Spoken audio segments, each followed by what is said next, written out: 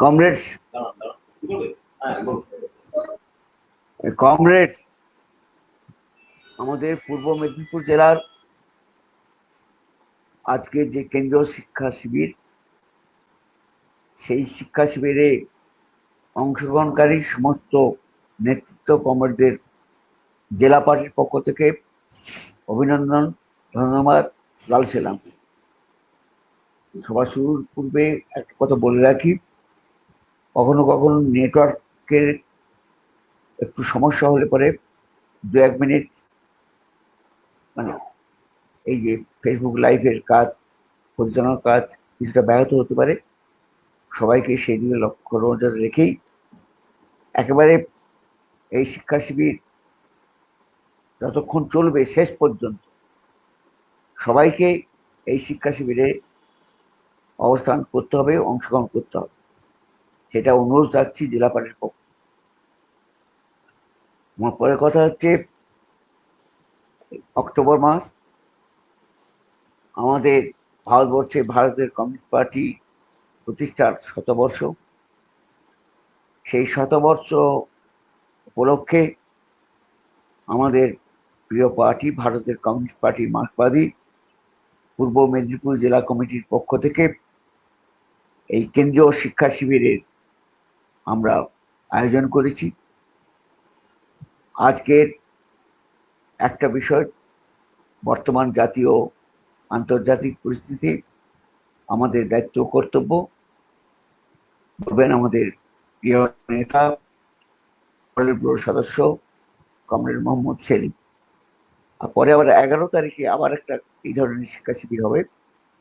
সেই দিন বিষয়বস্তু হচ্ছে বিজ্ঞানের আলোকে ধর্মনিরপেক্ষতা, সাম্প্রদায়িকতা ও আমাদের মতাদর্শগত সংগ্রাম। বলবেন কমরেড সুদীপ ভট্টাচার্য, আমাদের রাজ্য পার্টি শিক্ষা সাব কমিটির আহ্বায়ক। আজকের আমাদের এই কেন্দ্রীয় শিক্ষা শিবিরের কাজ এখন আনুষ্ঠানিকভাবে শুরু হবে। আজকের এই জেলার কেন্দ্রীয় শিক্ষা শিবিরে সভাপতিত্ব করবেন আমাদের ভারতের কমিউনিস্ট পার্টি মার্কসবাদী পূর্ব মেদিনীপুর জেলা কমিটির সম্পাদক কমরেড নিরঞ্জন সিং।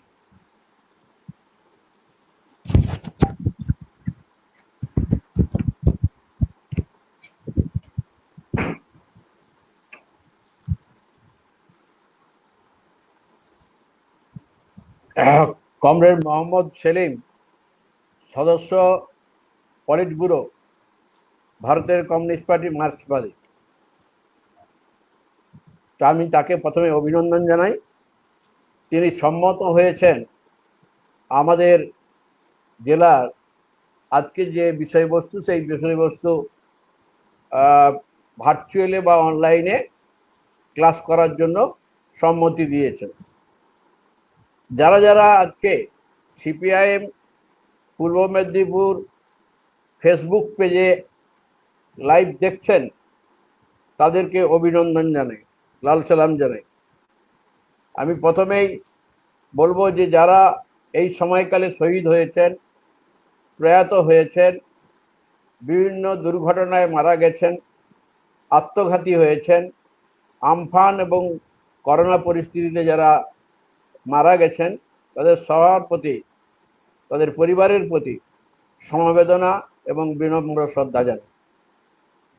আমরা আমাদের জেলায় মতাদর্শগত দিককে উন্নত করার জন্য নানান পরিকল্পনা শিক্ষা সাব কমিটি নিয়েছে। কিছুটা দুর্বলতা করোনা সময়কালে আমাদের ছিল, তাকে আমরা কাটিয়ে আজকে গুরুত্ব দিয়ে আমাদের জেলায় শিক্ষা সাব কমিটি আজ এবং 11 তারিখ যেমন কেন্দ্রীয় নেতৃত্বরা ক্লাস করবেন, তেমনি আমরা সম্পাদক মণ্ডলীতে একটা বেলা রেখেছি যে আমরা নিজেদের মধ্যে আলোচনা চক্র, নিজেরা উন্নত হওয়ার তরে আমরা আলোচনা করব।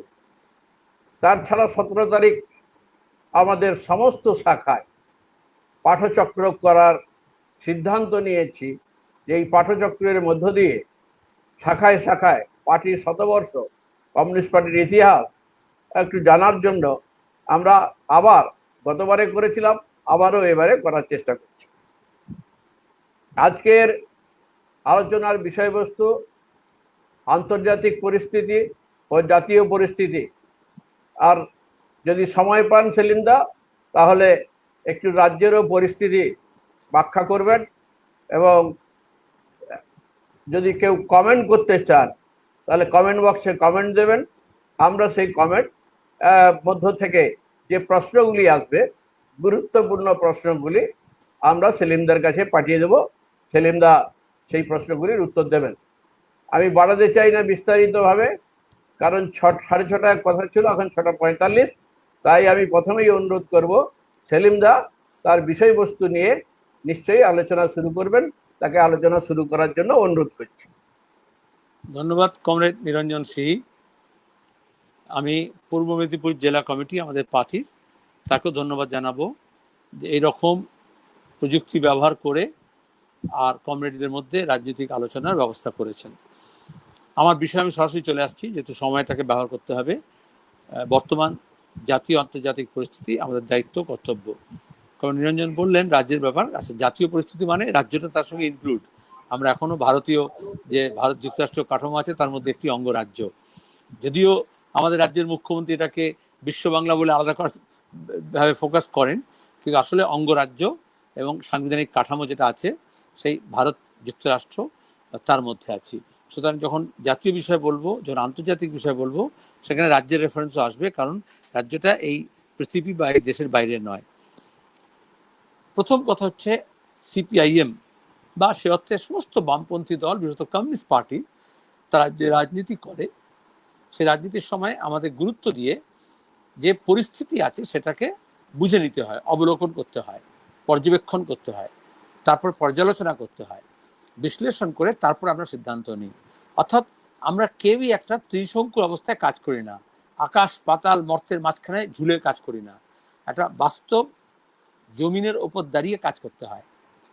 সুতরাং সেই সময়, সেই দেশে, সেই সমাজে কোন ধরনের অবস্থা বিরাজমান সেটাকে আমাদের উপলব্ধির মধ্যে আনতে হয়, এবং আমাদের কর্মী বাহিনী, আমাদের সমর্থক, আমাদের দরদি তাদের মধ্যে নিয়ে যেতে হয়। তা না হলে আমাদের সিদ্ধান্তগুলো, আন্দোলনের বিষয়গুলো, সংগ্রামের বিষয়গুলো একটু খাপছাড়া হয়ে যাবে। এখন আজকে যদি এই 2020-এ যদি আমরা আলোচনা করি, আমার মনে আছে যখন 2020 বছরটা শুরু হলো, তখন নতুন বছরের শুরুতে যে শুভেচ্ছা জানানোর নিয়ম আছে, সেখানে আমি তখন বলেছিলাম 20-এ বিষক্ষয়, যে বিষটা তৈরি হচ্ছে সেটা বিষক্ষয় হবে 20-এ। এবং তারপরে আমরা দেখলাম এই সময়ের মধ্যে সবচেয়ে গুরুত্বপূর্ণ বিষয় হচ্ছে আমাদের রাজ্যে, আমাদের দেশে এবং গোটা পৃথিবীতে মানব সভ্যতা একটা বড় সংকটের মধ্যে পড়েছে, এই কোভিড-19 বা করোনা আক্রান্ত হয়ে। এরকম 102 বছর আগে ইউরোপ এরকম মহামারী হয়েছিল, যার ফল গোটা পৃথিবী ভোগ করেছিল, এবং আমরাও, আমাদের দেশও তা এসে পৌঁছেছিল। এখন এটা হচ্ছে যে ভাইরাস, তাহলে প্রকৃতি যদি মানি, আমি প্রকৃতির যে নিয়ম মানি যদি, তাহলে সেই প্রকৃতির নিয়মের মধ্যে থেকে এটা তারই একটা প্রোডাক্ট। যেমন আমরা একটা প্রকৃতিরই প্রোডাক্ট, ভাইরাসও তাই। কিন্তু সেটা মানব সভ্যতাকে একটা বড় চ্যালেঞ্জ এবং সমস্যার সম্মুখীন করে দিয়েছে। তাহলে যদি চ্যালেঞ্জ এটা হয়, তাহলে তার রাস্তা খুঁজতে হবে, চ্যালেঞ্জের মোকাবিলা করতে হবে, মানব সভ্যতাকে বাঁচাতে হবে। এইটা বাঁচানোর কমিউনিস্ট হিসেবে আমাদের বুঝে নিতে হবে কাজ হচ্ছে বিজ্ঞান ভিত্তিক, বিজ্ঞান মনস্কতাকে উৎসাহ দিতে হবে, গবেষণা, চিকিৎসা, চিকিৎসা শাস্ত্র, চিকিৎসা বিজ্ঞান যা বলছে সেটাকে ব্যবহার করতে হবে, এবং সেখানে দাঁড়িয়ে মানুষকে সঙ্গে নিয়ে যৌথভাবে, কারণ মানব সভ্যতাকেই বাঁচাতে হয়, তাহলে আলাদা আলাদা ভাগ করে নয়, গোটা বিশ্বকে, গোটা বিশ্ব মানবতাকে এককাট্টা হতে হবে, যাতে এই সমস্যার সমাধান করি। যারা সমাধান চায় তারা এটা বলবেন, আর যারা এই সমস্যাকে কাজে লাগিয়ে কিছুটা মুনাফা বাড়িয়ে নিই, কিছুটা রাজনৈতিক স্বার্থসিদ্ধি করে নিই, কিছুটা শত্রুপক্ষকে টাইট দিয়ে দিই, তারা কি বলবেন? এক, প্রথম থেকে এই যে সবাইকে ঐক্যবদ্ধ করা, সেটার বদলে বলবেন এটাকে টুকরো করো। আমরা দেখলাম এই সময়ের মধ্যে আমেরিকায় খোদ মার্কিন মুলুকে কিভাবে বর্ণ বিদ্বেষবাদ মাথাচাড়া দিয়ে উঠল, এবং ফ্লয়েডকে হত্যার পরে কিভাবে আবার গোটা বিশ্বের মানবতা এক কাট্টা হলো, যেটা চলবে না, ব্ল্যাক লাইফ ম্যাটার্স। আমাদের দেশে দেখলাম যখন দরকার পিপি কিটস, মাস্ক, স্যানিটাইজার, ভেন্টিলেটর, চিকিৎসা কর্মী চিকিৎসকদেরকে ট্রেনিং দেওয়া, আরো নতুন করে যুক্ত করা, সরকারি ব্যবস্থা অপ্রতুল, তাহলে বেসরকারি ব্যবস্থাটাকে কিভাবে স্ট্রিমলাইন করে নিয়ে এসে সরকারের সঙ্গে সাপ্লিমেন্ট করা যায় সরকারি ব্যবস্থার সঙ্গে, সেদিকে না হেঁটে বলা হলো করোনা জেহাদ। এটাকে একটা অ্যান্টি মুসলিম একটা সেন্টিমেন্ট তৈরি করা হবে। তাবলিগ জামাত এই সুপ্রিম কোর্ট রায় দিয়ে বলেছে এইগুলো হচ্ছে মিডিয়া একটা ক্রিয়েট করেছিল, অর্থাৎ আসল সমস্যা থেকে দৃষ্টিকে সরানোর জন্য। 31শে জানুয়ারি আমাদের দেশে প্রথম করোনা ধরা পড়ে। তখন বিপদটা কি সেটা চীনে বোঝা যাচ্ছিল, গোটা বিশ্ব প্রস্তুত হচ্ছিল। আমরা তখন কি করলাম? আমরা তখন নমস্তে ট্রাম্প করছিলাম গুজরাটে। দিল্লি তখন নাগরিকতা সংশোধনী আইনের বিরুদ্ধে কারা ধর্ণা দিচ্ছে, প্রতিবাদ করছে, সিএ এনপিআর এর বিরুদ্ধে কারা আছে, তাদেরকে গরিমালো সারোকে বলে একটা দাঙ্গার পরিস্থিতি তৈরি করা হচ্ছিল। দিল্লিতে দিল্লি পুলিশ কেন্দ্রীয় সরকারের অধীন, তারা এই দাঙ্গাবাজদের না ঠেকিয়ে তাদের সামনে এই সমস্ত লুটতরাজ হলো, খুনোখুনি হলো, এবং এখন মিথ্যা মামলা খাওয়া যাচ্ছে। এতেই বোঝা যায় যে আমাদের প্রাথমিকতা কি। এটা হয়ে গেল প্রাথমিকভাবে। তারপরেও প্রধানমন্ত্রী বললেন 18 दिन में महाभारत का युद्ध जीता गया था, आप हमें 21 दिन दो, प्रथम लॉकडाउन, हम कोरोना से विजय हासिल करेंगे। তারপর ভক্তমণ্ডলী তোমরা তালি বাজাও, থালি বাজাও ব্যালকনি থেকে। কেউ কেউ ব্যালকনি থেকে নেমে এসে ঢোল বাজালেন, পটাকা ফাটালেন, পটকা ফাটালেন, বাজি ফাটালেন। প্রধানমন্ত্রী ভুলে গেলেন যে আমাদের দেশে ব্যালকনি যুক্ত ঘর 25% লোকেরও নেই, ঘরই নেই অনেক লোকের। তাহলে এই যে গ্রাম ভারত, গ্রাম বাংলা, এই যে ঝুপড়িতে থাকে, বস্তি থাকে, গরিব মানুষ, মধ্যবিত্ত মানুষ এক চিলতে ঘরে থাকে, নিম্নবিত্ত মানুষ, তাদের কথা ভাবলেন না। তার মাথায় ব্যালকনি, অর্থাৎ হাউজিং সোসাইটি, যেগুলো মহা অট্টালিকাগুলো আছে, বড় বড় সুউচ্চ অট্টালিকা, তার মিনারে যারা বসে আছে তাদের কথা ভাবলেন, তারা এটা বলতেন না।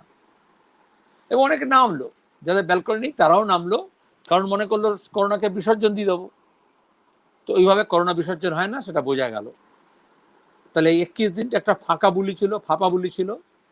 যেমনটা উনি বলেছিলেন 50 দিন মে, নোটবন্দির পরে 50 দিন সময় দাও, আমি সন্ত্রাসবাদ শেষ করে দেবো, নকল নোট শেষ করে দেবো, করাপশন শেষ করে দেবো, জালি নোটের সমস্যা শেষ করে দেবো। এবং অনেক ভক্ত বিশ্বাস করেছিল। তাহলে এখন এই যে আমফানের সময় আমরা যে ত্রাণ দেখলাম, ত্রাণ নিয়ে দুর্নীতি দেখলাম, বিজেপি আর তৃণমূলের পঞ্চায়েত সদস্যরা প্রতিযোগিতা করে চাল চুরি করছে, রেশনের চাল ঘরে নিয়ে যাচ্ছে, ঘরের টাকা কে কতটা মারবে তার প্রতিযোগিতা হচ্ছে। এটা কারাপশন নয়? এখন গুজরাটে সবচেয়ে বেশি নকল টাকা বেরোচ্ছে, 2000 টাকার নোট 1000 বন্ধ করে 2000 করা ছিল। তাহলে এইগুলোকেই বলে ধাপ্পাবাজি, ভাওতাবাজি। তাহলে আজকের পরিস্থিতিতে আমরা আলোচনা করি, তাহলে দেখব গোটা বিশ্বে এবং আমাদের দেশে এই যে দক্ষিণ পন্থার উত্থান হলো, তারা মিথ্যাচার করে প্রচার সর্বস্ব, বিজ্ঞাপন সর্বস্ব, corporate media, electronic media, social মিডিয়াকে ব্যবহার করে, প্রযুক্তিকে ব্যবহার করে, টাকা পয়সা খরচা করে মিথ্যাকে সত্য করে প্রচার করার চেষ্টা করছে।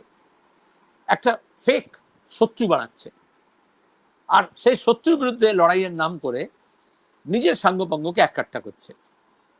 আমাদের রাজ্যেও দেখবো তাই, আমাদের দেশেও দেখবো তাই, পৃথিবীর দিকে তাকালেও তাই।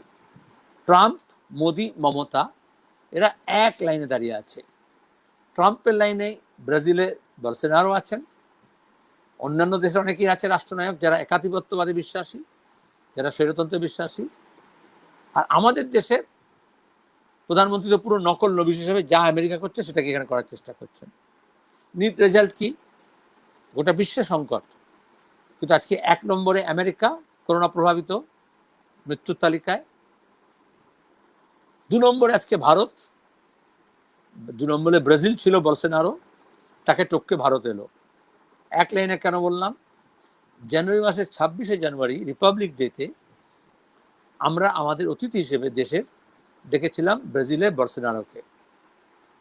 শরীর সাক্ষী মাতাল আর কি, যে নিজের দেশে গণতন্ত্র শেষ করেছে, গরিব মানুষের উপর জুলুম করছে তাকে। তারপরের মাসে আনলাম আমরা ট্রাম্পকে, আর তারপরের মাসে আমরা আনলাম করোনাকে, হই হই করে। মার্চ থেকে লকডাউন, আনলক, নানান রকমের কথা। কিন্তু সরকার কি করলো, কোনটা প্রয়োজন আর কোনটা অপ্রয়োজন এটাকে গুলি দেওয়ার চেষ্টা করলো।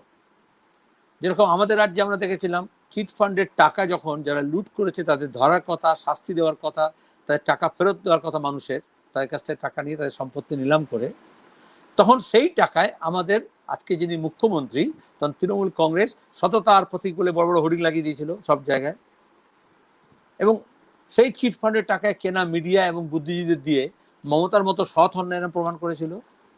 আজকে 10 বছর পরে আমরা কি দেখছি, বালি খাদান, কয়লা, বেআইনি কয়লা পাচার, স্মাগলিং, ত্রাণ চুরি, চাল চুরি, কাটমানি, আমফানের ত্রিপল চুরি, রিলিফের টাকা চুরি, একটা দুর্নীতি চাকরিতে ক্ষেত্রে, টেটের ক্ষেত্রে, প্রাইমারিতে ক্ষেত্রে, সর্বত্র।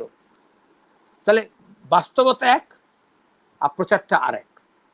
তাহলে বামপন্থীর দায়িত্ব কর্তব্য কি, এই বাস্তবতাকে বোঝার চেষ্টা করা এবং তারপরে তার মোকাবিলা করা এবং সত্যটাকে তুলে ধরা। এটা হচ্ছে একটা বড় দায়িত্ব এবং কর্তব্য। এবার আন্তর্জাতিক পরিস্থিতি আপনি দেখেন, এই সময় আমাদের গোটা বিশ্ব একটা বড় অর্থনৈতিক সংকটের মধ্যে পড়েছে।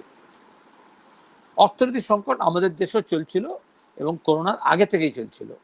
আমরা গত বছরও বলছিলাম ইকোনমিক কন্ডিশন খুব খারাপ, অর্থনৈতিক অবস্থা খুব খারাপ, জিডিপি নিচে যাচ্ছে, ব্যাংকিং ব্যবস্থা ভেঙে পড়েছে, ব্যাংক দেউলিয়া হয়ে যাচ্ছে, ব্যাংকের টাকা মেরে দিয়ে এনপিএ নামে নীরব মোদীর লোকেরা, বিজয় মালিয়ার মতো লোকেরা, তারা যারা মোদিজির ভাই বন্ধুরা আছে তারা সব বিদেশে পালিয়ে যাচ্ছে, সরকার ব্যবস্থা নিচ্ছে না, তাদের কাছে টাকা ফেরত আনছে না, বরঞ্চ একটা ব্যাংকের সঙ্গে একটা ব্যাংকে জুড়ে দেওয়ার চেষ্টা করছে। বেকারি বাড়ছে, 40 বছরের মধ্যে বেকারি সবচেয়ে খারাপ। কিন্তু গত বছর যেহেতু লোকসভা নির্বাচন ছিল, এটাকে বলে মিডিয়া ম্যানেজমেন্ট, অর্থনীতির সংকট আছে এটা গত বছর মে মাস পর্যন্ত কোনো খবরের কাগজ, কোনো টেলিভিশন চ্যানেল প্রচার করেনি। এই যে দালাল মিডিয়া কেন বলি আমরা, মে মাসে ভোট হয়ে যাওয়ার পরে তখন আস্তে আস্তে বেরোলো যে বেকারি সবচেয়ে বেশি, 40 বছরের মধ্যে সবচেয়ে খারাপ, জিডিপি নামছে, অর্থনীতির সংকট আছে, কৃষিতে সংকট আছে, জীবন জীবিকার সংকট আছে। মে মাস পর্যন্ত কি বলেছে না, খুব ভালো চলছে, কারণ ভোট দরকার ছিল। আমরা বামপন্থীরা বললাম, কিন্তু আমরা একা হয়ে গেলাম, কারণ মমতা বলছেন উন্নয়নের জোয়ার হচ্ছে, মোদী বলছেন বিকাশ হচ্ছে।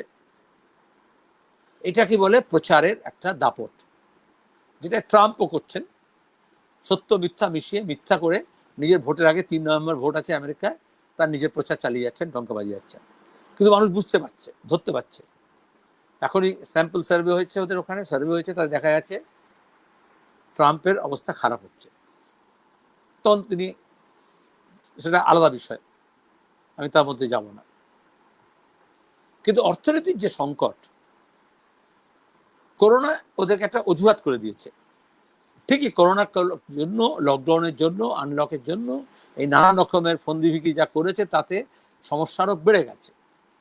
সমাধান হয়নি, কারণ সমাধান ওরা খোঁজেনি, সমাধানের পথে হাঁটেনি। কিন্তু এই সমস্যার ফল কে ভোগ করছে? এই সময়ের মধ্যে যারা বড় বড় পুঁজিপতি আছে তাদের পুঁজি বেড়েছে। আজকের ইকোনমিক টাইমসে আছে আমাদের দেশের আম্বানি, লক্ষ লক্ষ কোটি টাকা সম্পত্তি বেড়েছে। আমি এর সংখ্যা তত্ত্বে যাচ্ছি না, আজকে ইকোনমিক টাইমসে আছে, লিস্ট আছে। 10 জন নতুন বিলিয়নিয়ার ডলার টার্মসে তারা যুক্ত হয়েছে। তাদের মধ্যে যারা ওষুধের ব্যবসা করে তারা বেশি। আদানি 2 নম্বরে, আম্বানি 1 নম্বরে। 73% বেড়েছে সম্পত্তি।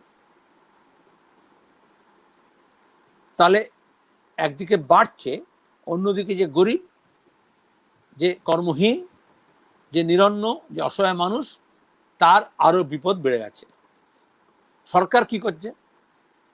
এই সরকারের প্রাথমিকতা যদি সে বামপন্থী হয়, তাহলে কিভাবে এই নিরন্ন মানুষ, অসহায় মানুষের পাশে দাঁড়াবে, কর্মহীন মানুষের কাজ যোগাবে, অর্থহীন মানুষের কাছে অর্থ দেবে, অন্যহীন মানুষকে রেশন পৌঁছে দেবে, যেটা আমরা করছি। আপনার পূর্ব মেদিনীপুরে আমাদের তরুণ অংশ, রেড ব্রিগেড, ছাত্র যুব অংশ, পার্টি, ট্রেড ইউনিয়ন, কৃষক সভা, ক্ষেতমজুর, মহিলা সবাই মিলে স্যানিটাইজার, মাস্ক নিয়ে পৌঁছে যাওয়া, ত্রাণ নিয়ে পৌঁছে যাওয়া, আমফান দুর্গত মানুষের পাশে পৌঁছে যাওয়া, রিলিফ নিয়ে যা সামর্থ্য হয়েছে।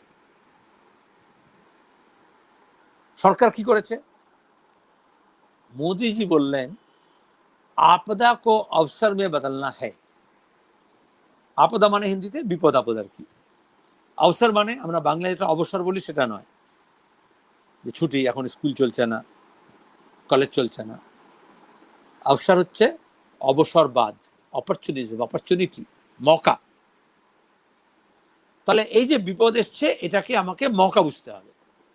আম্বানি মৌকা বুঝেছেন, আদানি মৌকা বুঝেছেন, ট্রাম্প মৌকা বুঝেছেন, ট্রাম্প, মোদি, মমতা যে পুঁজির সেবা করেন সেই পুঁজিপতিরা বুঝেছে।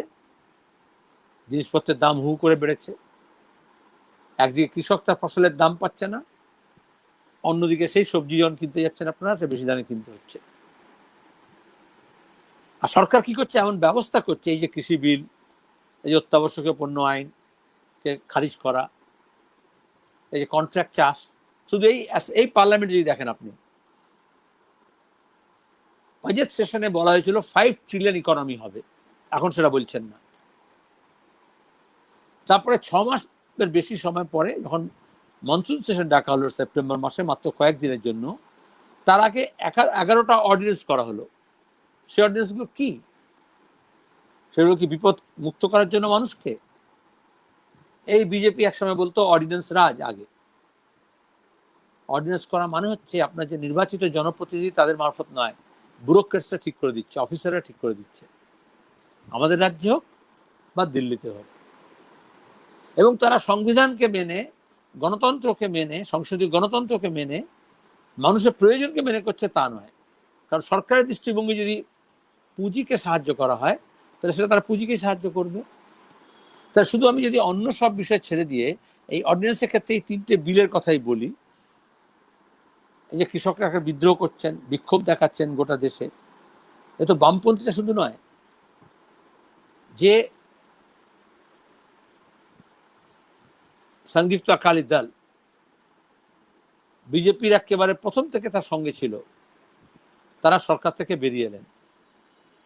কারণ কৃষক বিদ্রোহে প্রকাশ সিং বাদলের বাড়ির পাশে প্রতিম সিং খুন হলেন, প্রথম শহীদ কৃষক আন্দোলনের এই পর্যায়ে, কৃষি বিলের বিরুদ্ধে, সংশোধনের বিরুদ্ধে।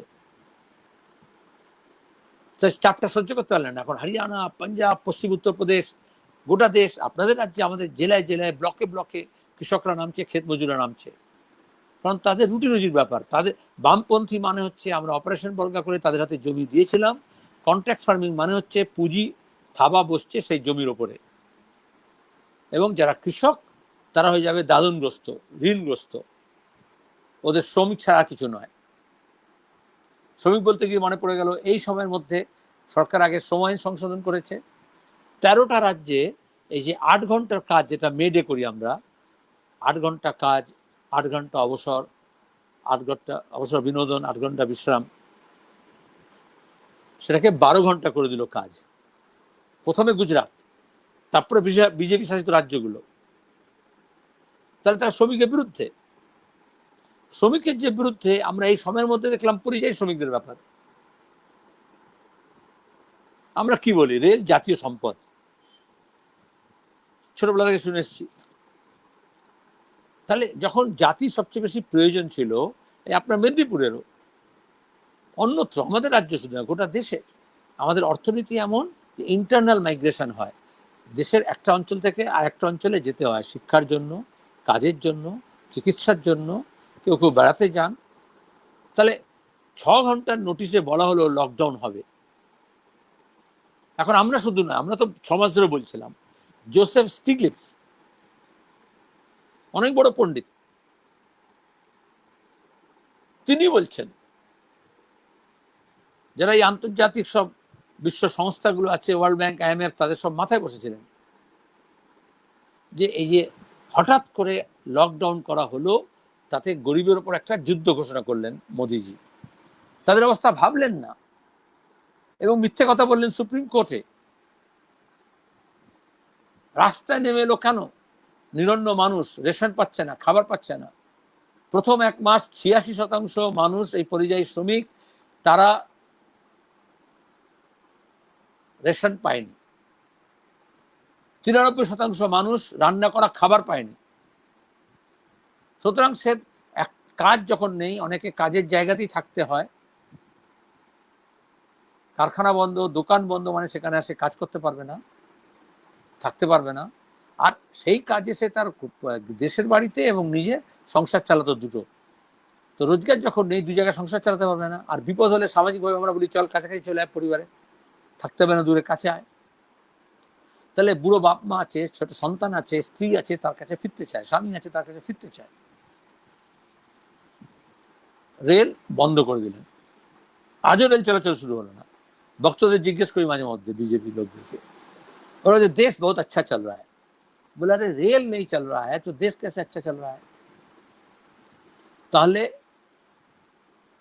যে সময় বাড়ি ফিরবে মানুষ, বাস ভাড়া করে, হেঁটে, হাজার হাজার টাকা খরচা করে তারা যাত্রা শুরু করলো। লোকে দেখলো রাস্তায় মানুষ, অসহায় মানুষ মারা গেলেন, ট্রেনে কাটার পর মারা গেলেন। এই তো পরিস্থিতি এই বছরে। আর সরকার সুপ্রিম কোর্টে বললো কেউ রাস্তায় নেই, সবাইকে রেশন দিয়ে দিচ্ছি। এখনো বলছেন সবাইকে আমরা ব্যবস্থা করে দিচ্ছি। কি ব্যবস্থা করেছেন? PM কেয়ারের নামে হাজার হাজার কোটি টাকা তোলা হয়েছে, কিন্তু বলা হচ্ছে ওটা সরকারি নয়, সরকারের নামে তোলা হলো কিন্তু প্রাইভেট ফান্ড। মোদি অমিত শাহর কাছে জমা পড়বে, কেউ হিসেব নেবে না, কোনো অডিট হবে না। আমরা বললাম আপনার বলুন ওটা দিয়ে কাকে কি সাহায্য করা হয়েছে। এইটা হচ্ছে করাপশন। যারা মনে করে তৃণমূল করাপশন করছে আর বিজেপি এসে ঠিক করে দেবে, তৃণমূল করাপশন করছে কারণ বিজেপি দিল্লিতে সরকার আছে বলে। এই জন্য চিটফান্ডের মধ্যে যারা ফেসে গিয়েছিল, যারা জেলে ছিল, মোদী সরকার এসছে বলে ব্যবস্থা হয়েছে অমিত শাহের সঙ্গে, তারা বাইরে গেছে, জামানত পেয়েছে। এই জন্য লোকসভা নির্বাচনের আগে রাজীব কুমারকে ধরপাকড় করার চেষ্টা হচ্ছিল, আবার বিধানসভার আগে হবে, আগাম বলে দিচ্ছি, নাটক।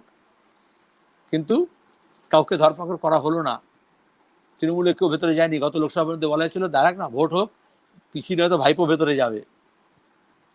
বরঞ্চ যাদের নামে ডাক পড়লো, আপনাদের শুভেন্দু সহ, মুকুল রায় সহ, তারা বেশিরভাগই বিজেপি থেকে, তৃণমূলের থেকে বিজেপি থেকে পা বাড়ালো। এটা হচ্ছে কারাপশন। তাহলে কারাপশনের উৎসমুখ কোথায়? নির্বাচনে যে বন্ড, বড় বড় কোম্পানি টাকা দিয়েছিল, আজ পর্যন্ত জানা গেল না কে টাকা কাকে দিয়েছে। সরকার এমন ব্যবস্থা করেছে যে লুকিয়ে এটা করতে হবে। আমরা বলছি না, স্বচ্ছতা আনা দরকার, ট্রান্সপারেন্সি হওয়া উচিত। এই করোনা লড়ার সময়ও এই ট্রান্সপারেন্সি নেই বলে দেশের সরকার বলুন, রাজ্য সরকার বলুন, কতজনের হয়েছে, কতজন মারা গেছে, চিকিৎসার ব্যবস্থা কি হয়েছে, টেস্ট কি হয়েছে, নেগেটিভ কত, পজিটিভ কত, এই নিয়ে ধামাচাপা দেওয়ার চেষ্টা করলেন রাজ্য সরকারও, কেন্দ্র সরকারও। ট্রাম্পও করেছেন। যার পর সব যারা সততার সঙ্গে লড়লো, বিজ্ঞান নিয়ে লড়লো, মানুষকে নিয়ে একসঙ্গে করলো, তারা কিন্তু বাঁচলো, তারা বাঁচার চেষ্টা করলো। কিউবা, চায়না, ভিয়েতনাম উদাহরণ আছে। এটা হচ্ছে সমাজতন্ত্র। আর পুঁজিবাদ এই মিথ্যাচার করে লাভের চেষ্টা করলো, মুনাফার চেষ্টা করলো, মানুষের কষ্টকে দেখলো না। যার ফলে আজকে আমেরিকা,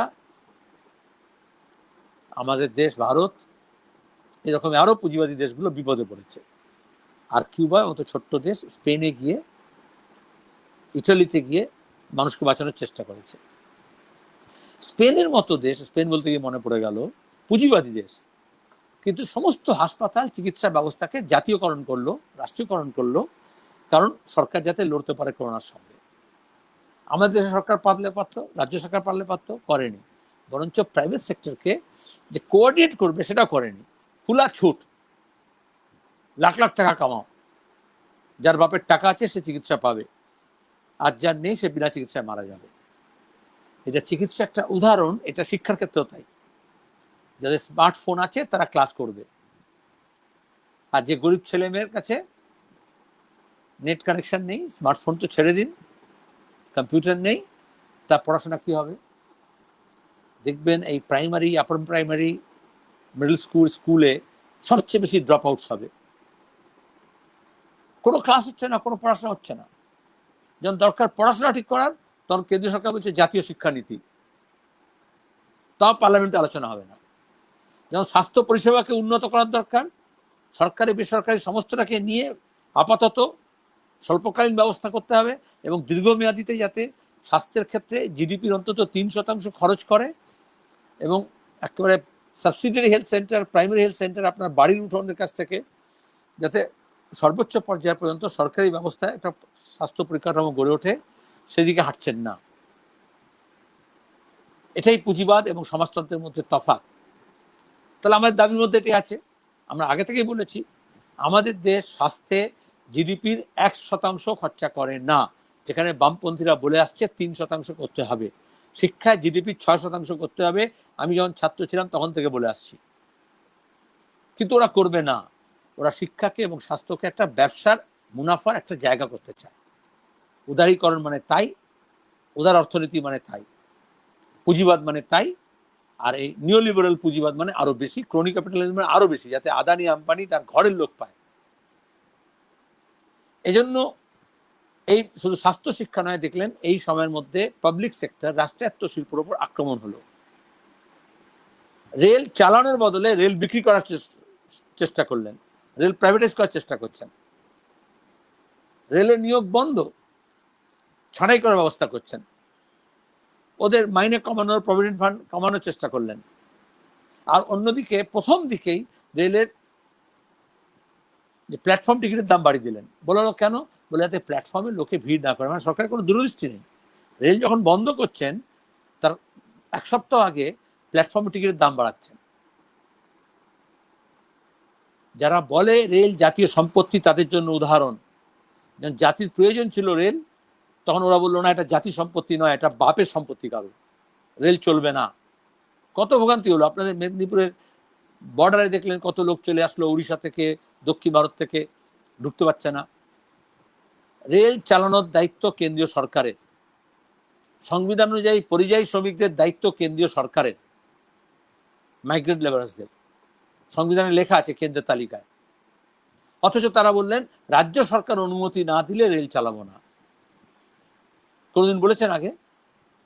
আর এখানে রাজ্য এবং কেন্দ্রের মধ্যে এইটাই হচ্ছে মজার কথা, এই সময়ের মধ্যে যুদ্ধ খেলাচ্ছে। গতকালে যা হয়েছে নবান্নে, খেলা, হোলি খেলা, রং দে, টুইট নিয়ে যুদ্ধ হচ্ছে রাজ্যপাল আর মুখ্যমন্ত্রীর মধ্যে। যখন টেস্টের দরকার, যখন পরিযায়ী শ্রমিকরা ফিরছে না, কেন্দ্র এবং রাজ্য সরকার মিলে তাদের বিরুদ্ধে ব্যবস্থা নিল।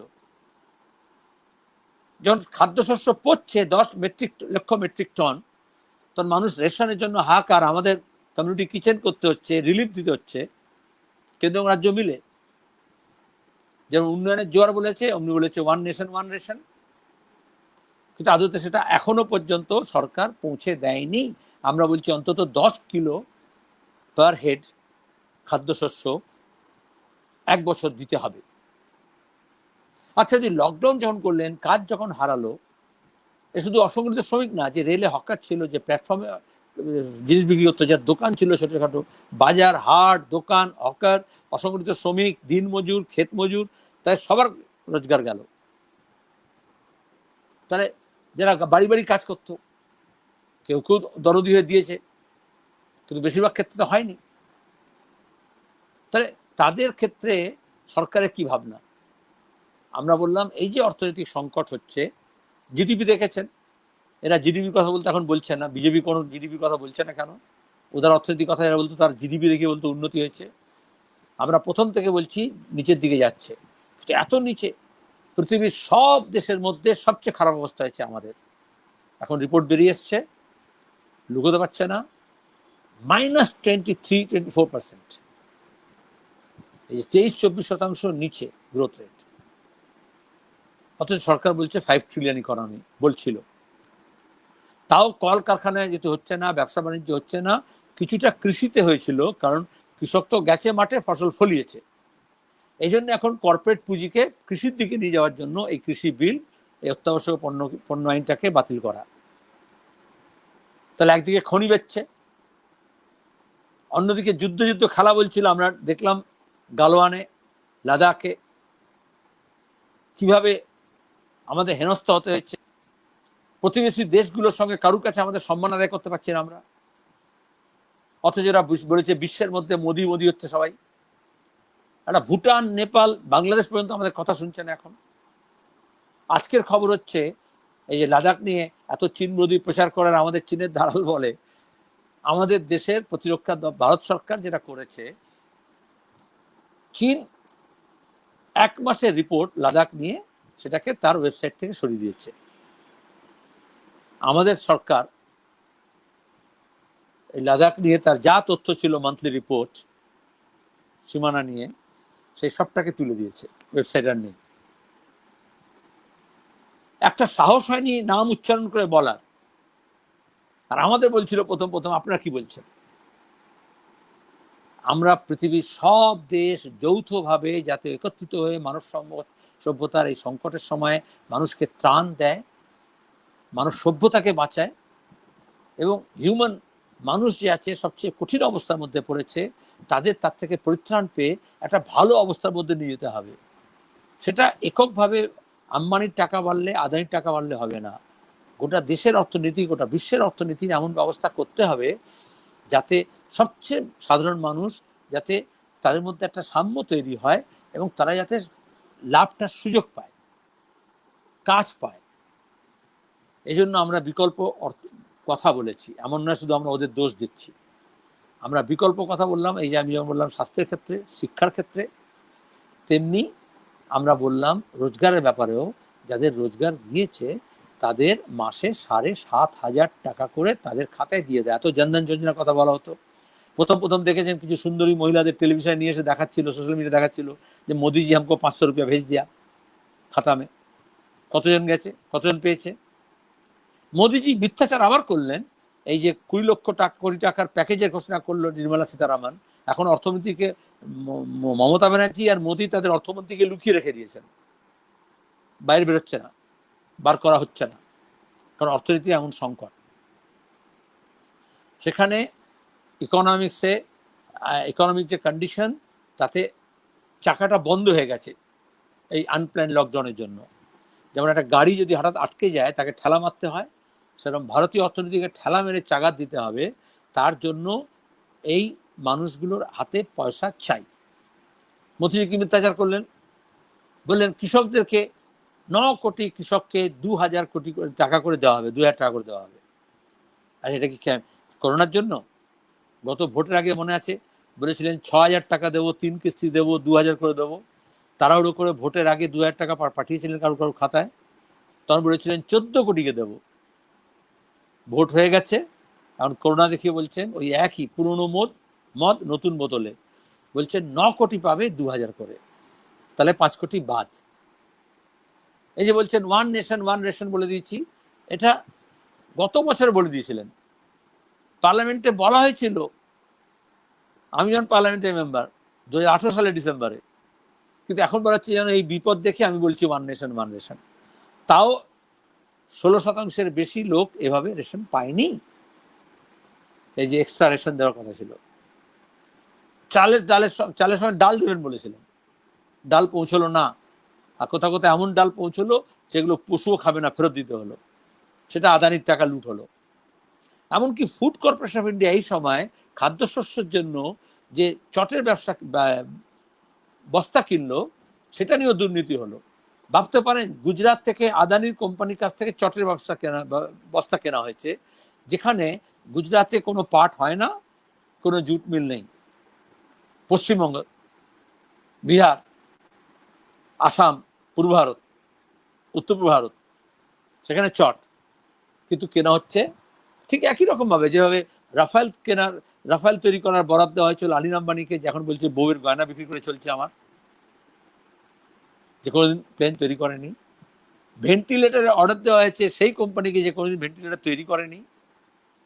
আর গুজরাটের মুখ্যমন্ত্রী ভেন্টিলেটার উদ্বোধন করেছেন, যেটা আসলে ভেন্টিলেটারই নয়, অন্য একটা যন্ত্রকে দেখে করা হয়েছে। এটা হচ্ছে ঠকবাজি, এটা হচ্ছে মিথ্যাচার। এই মিথ্যাচার আমরা গত 10 বছর ধরে আমাদের রাজ্যে, আমাদের মুখ্যমন্ত্রী, আমাদের তৃণমূল সরকার দেখেছি। আজকে বিজেপি তাই করছে। যেমনটা সন্ত্রাস এখানে যেমন দেখেছি, সেরকম ত্রিপুরায় করছে আজকে বামপন্থীদের বিরুদ্ধে। এই গতকালও সিআইটির সমাবেশে কিভাবে গুন্ডা এবং পুলিশ লেলিয়ে দিয়ে ত্রিপুরায় তারা আক্রমণ করেছে, কিরকম পার্টি অফিস দখল করছে, ভাঙচুর করছে, যা এখানে তৃণমূল কংগ্রেস করেছে। একই স্ক্রিপ্ট, একই সিলেবাস, একই ট্রেনিং। মিথ্যা মামলা আমরা এখানে দেখেছি। এই সময়ের মধ্যে আমরা দেখলাম জামিয়া মিলিয়া, আলিগড়, জেএনইউ, দিল্লিতে যারা মানবাধিকার কর্মী তাদেরকে ধরা হলো। এমনকি বৃন্দা কারাত, সীতারাম ইয়েচুরি, যোগেন্দ্র যাদব সবার নামে মিথ্যা মামলা করার চেষ্টা হয়েছে। ভীমা কোরেগাঁওতে আমরা দেখেছি, এটা সংখ্যালঘুদের ব্যাপার নয়। আজকেও খবর দেখেছেন আপনার, স্ট্যান স্বামীকে ধরেছে ভীমা কোরেগাঁওতে। তপশিলি জাতির মানুষ প্রতি বছর তারা 1 জানুয়ারি সেলিব্রেট করে তাদের ভিক্টরি মহারাষ্ট্রের পুনের কাছাকাছি ভীমা কোরেগাঁও। আরএসএস সংঘ পরিবার সেখানে আক্রমণ করলো। তারপরে 2 বছর ধরে মিথ্যা মামলায় ধরে রেখে দেওয়া হলো আরবান নকশালের নাম করে, সুধা ভারদ্বাজকে, গৌতম নলাখাকে, আনন্দ তেন্তুলকে, আম্বেদকরের বংশধর। আমাদের এখানে যেরকম তানিয়া ভারদ্বাজকে মমতা ব্যানার্জি বলেছিলেন তুই মাওবাদী, প্রশ্ন করেছিল বলে, মোদী এরকম সুধা ভারদ্বাজকে বলেছেন ইউএপিএ লাগাও, হচ্ছে মাওবাদী। তাহলে আদিবাসী, তপশিলি, সংখ্যালঘু, মহিলা, প্রতিবন্ধী, প্রান্তিক মানুষ, ক্ষেত মজুর, দুর্বল অংশের মানুষ, তাদের উপরে অসংগঠিত শ্রমিক, তাদের নামে যুদ্ধ ঘোষণা করা হয়েছে। কিন্তু অন্যদিকে আরএসএস এজেন্ডা হচ্ছে হিন্দুত্বের নামে। হিন্দুত্ব মানে ধর্ম না, ওটা একটা রাজনৈতিক প্রজেক্ট। হিন্দু ধর্ম যেহেতু বেশিরভাগ মানুষের বিশ্বাস এখানে, সেটা হিন্দু ধর্মকে ব্যবহার করা হচ্ছে। এটাই বাংলাদেশে বা পাকিস্তানে করলে, যেহেতু মুসলমান বেশি ওখানে, ওখানে ইসলাম ধর্মকে ব্যবহার করা হয়। এটা ধর্মকে বর্ম হিসেবে ব্যবহার করা হচ্ছে অপকর্ম করার জন্য, এটা আবেগ তৈরি করার জন্য। খাই না খাই মরে যাই, কিন্তু ধর্মের নামে। এই জন্যই 5ই আগস্ট ওরা মন্দির वही বানাएंगे বলে রাম মন্দিরের। আচ্ছা, যখন বলছে মিটিং হবে না, মিছিল হবে না, টেস্টের দাবিতে আমরা যদি যাচ্ছি, পোস্টার গলায় ঝুলিয়ে মিথ্যা মামলা হয়েছে। রিলিফ অপারেশনে কমিউনিটি কিচেন করেছি, তার জন্য মিথ্যা মামলা হয়েছে। অথচ আমরা এই সময়ের মধ্যে দেখলাম রাম মন্দিরের উদ্ঘাটন হলো, শিলান্যাস হলো, সেখানে প্রধানমন্ত্রী গেলেন, মুখ্যমন্ত্রী গেলেন এবং অনুষ্ঠান। মধ্যপ্রদেশে এমএলএ কেনাবেচা করে বিশাল সমাবেশ করে বিজেপি সরকার তৈরি করলো, কোনো নিয়ম মানছে? ট্রাম্পের ওই মাডেরা স্টেডিয়ামে ট্রাম্প বললেন আমি যাচ্ছি, কারণ মোদিজি বলেছেন লক্ষ লক্ষ লোকের সমাবেশ করবেন। এদিকে মানুষকে বলছেন দূরত্ব বজায় রাখুন। আমরা বলছি সামাজিক দূরত্ব না, শারীরিক দূরত্ব বজায় রাখুন, কিন্তু সামাজিক সংহতি আরো কাছাকাছি আসতে হবে, ভাবনায়, চিন্তায়, কাজে, কর্মে। এবং তার জন্য আধুনিক প্রযুক্তিকে ব্যবহার করতে হবে। এই জন্য আপনাদের এই প্রযুক্তি ব্যবহার করে আপনাদের সঙ্গে ক্লাস করছি, আলোচনা করছি। আপনারা প্রশ্ন দেবেন, আমরা তার উত্তর দেব। তাহলে আমি কৃষি বিলের ব্যাপারটা বলি। আধুনিক একেবারে লেটেস্ট যেটা এসছে, এই সময় নিয়ে আমাদের প্রচারও চলছে অনেক। আমাদের এর মধ্যে যেগুলো পার্টিতে কেন্দ্রীয় কমিটি বৈঠক হয়েছে আধুনিক প্রযুক্তি ব্যবহার করে, পিভি মিটিং হয়েছে, আবার কেন্দ্রীয় কমিটি মিটিং হবে এই মাসের শেষে, রাজ্য কমিটি বৈঠক হয়েছে। আমরা 5 নম্বর চিঠি দিয়েছি, তাতে পার্টির কেন্দ্রীয় কমিটির সিদ্ধান্তগুলো আপনাকে জানানো হয়েছে, সেগুলো আমি রিপিট করছি না। কিন্তু এটা পরিষ্কার যে সরকারের যেটা করা উচিত সেটা করছেন না। তাহলে যখন অর্থনীতি সংকটে আছে, অর্থনীতি পরিত্রাণ করার ব্যবস্থা করা ছিল, তার বদলে তিনি আর্থিক সংকট বাড়াচ্ছেন। যখন বেকারি বেড়েছে, 13 কোটি মানুষ যারা কাজ করছিল পূর্ণকালীন, তারা অ্যাফেক্টেড হয়েছে। 30 কোটি মানুষ গোটা বিশ্বে তারা কর্মহীন হয়েছে। এ শুধু অসংগঠিত শ্রমিক না, যারা মাইনে করা চাকরি করছিলেন তাদের অবস্থা খারাপ হয়েছে, তাদেরও চাকরি গিয়েছে। তখন দাঁড়িয়ে এরা এখন কি বলছে, আমি কৃষকদের ভালোর জন্য কৃষি বিল, এটা এই জন্য বলতে হবে। বিজেপি কিছু জায়গায় প্রচার করছে এবং কিছু মানুষ হাঁ করে শুনছেন, নিজের বাস্তবিকতা বুঝতে পারছেন না। 2014 সালে বিজেপি ক্ষমতা এসেছিল এটা বলে যে আমরা কৃষকের ফসল তৈরি করতে যা খরচ হয় তার 1.5 গুণ দাম দেব। 7 বছর হয়ে গেছে, দিয়েছে? 2, সরকার আসার পরে প্রধানমন্ত্রী বলেছিলেন 2020 নাগাদ কৃষকের আয় দ্বিগুণ হবে। দ্বিগুণ হয়েছে? যেভাবে বলেছিল কালো টাকা নিয়ে আসবে, 14 লক্ষ 15 লক্ষ টাকা দেবে ভাওতা, এটাও সেরকম ভাওতা। যেভাবে বলেছিল নোটবন্দি জিএসটি করে সব সমস্যার সমাধান করে দিয়ে সমস্যা বাড়িয়ে দিয়েছে। ছোট দোকানদার, ছোট ব্যবসায়ী, তাদেরও না বিশ্বাস উঠছে। তাহলে এখন ওরা কৃষিতে এই কর্পোরেট পুঁজিকে ঢোকাতে চাইছে, কারণ ওদের কাছ থেকে টাকা নিয়েছে। মোদি আওয়াজ যে হয়েছে ওদের টাকা দিয়ে হয়েছে। এই যে এত হেলিকপ্টার, এত এয়ার কন্ডিশন প্যান্ডেল, ওদের মিটিংয়ে এত টাকা খরচা। মমতা তো করেছে চিটফান্ডের টাকায়, মুকুল রায়কে সঙ্গে নিয়ে, আর মোদি করছে এসব চিটিংবাজির টাকায়, পরিষ্কার কথা। আর সেই টাকায় তারা এমন ব্যবস্থা করছে যেখানে বেকারদের কাজ দেওয়ার প্রশ্ন ছিল, এটা করেনি। তার বদলে তপশিলি জাতিদের যা সংরক্ষণের সুযোগ ছিল সেটাকে হাত দিচ্ছে, বাড়াচ্ছে। একই সঙ্গে তারা কৃষকের ক্ষেত্রে এটা করেছে। আমাদের যে মান্ডি সিস্টেম আছে সেটাকে তুলে দিতে চাইছে। বলেছিল স্বামীনাথন কমিশন রিপোর্ট লাগু করবে, এখন স্বামীনাথন কমিশন বলছে না। আমরা জানি আমাদের যে এই যে এপিএমসি অ্যাক্ট আছে, ওই যে যেটা কৃষি পণ্য বিক্রির যে বাজার আছে, ওটা সবটা খুব ভালো করে চলে তা নয়, কিন্তু মন্দের ভালো। ওরা তার বদলে একেবারে কর্পোরেটদের হাতে তুলে দিতে চাইছে। আমরা জানি এখানে যে আম্বানির টাকা বাড়ছে, ওখানে সেরকম আমাজনের টাকা বেড়েছে। আমেরিকায় এই সময় সবচেয়ে বেশি লাভ করেছে অ্যামাজন, যে কোম্পানিগুলো বলছে যে কৃষকের নাকি ভালো করবে। আর ওয়ালমার্ট, আমাজনের বিরুদ্ধে ওখানকার কৃষকরা বিদ্রোহ করছেন। কারণ একবার যখন নিজের হাতে যদি বাজারটা চলে আসে তখন দামটা সে ঠিক করবে, আর সরকার নিজে সরে আসছে দামের জায়গা থেকে। ন্যূনতম যে দাম সেটা দেবে না। এটাকে বলে এটা মার্কেটিং ট্যাকটিক্স।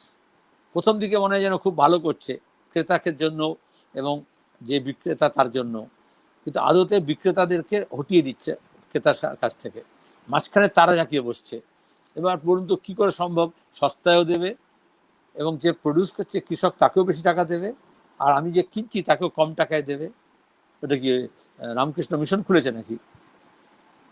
আসলে ওদের মুনাফা বাড়ছে। 6,000 জন আমেরিকায় এই অ্যামাজনে কাজ করতে গিয়ে ডেলিভারি বয়, তাদের হচ্ছে করোনা হয়েছে। এবং অ্যামাজন কোম্পানি বিশ্বের সবচেয়ে বেশি মুনাফা করেছে গত কয়েক মাসে। তারা তাদের চিকিৎসার দায়িত্ব নিচ্ছে না, তাকে ছুটি দেবে না বলছে, কারণ তাদের শোষণের উপর দাঁড়িয়ে তার মুনাফা। আমাদের এখানে আমরা তাই দেখছি। সরকার যখন রিলিফ দেওয়ার কথা তখন রেল চালায়নি, রেল বেশি ভাড়া নিয়েছে, ইলেকট্রিক বিল বেশি করে তুলেছে, তার জন্য ব্যবস্থা করেনি, জিনিসপত্রের দাম বাড়িয়েছে, চিকিৎসা খরচা বেড়ে গেছে। এগুলো সব হচ্ছে মানুষের কাছ থেকে টাকাটা নেওয়া। আমরা বলছি মানুষের কাছে টাকা দাও বামপন্থীরা, আর অতি দক্ষিণপন্থীরা বলছে মানুষের কাছ থেকে টাকাটা শাক করে নিয়ে নেওয়া। যেমন টানে, যেমন পাইপ দিয়ে আপনি কোল্ড ড্রিঙ্কস টেনে বাচ্চারা খায়, ওরকম আমার পকেট থেকে আপনার পকেট থেকে সরকার ওই কর্পোরেটদের জন্য পাইপ লাগিয়ে সেই টাকা বার করে নিচ্ছে। সেই জন্য অর্থনীতির চাকা চলবে না।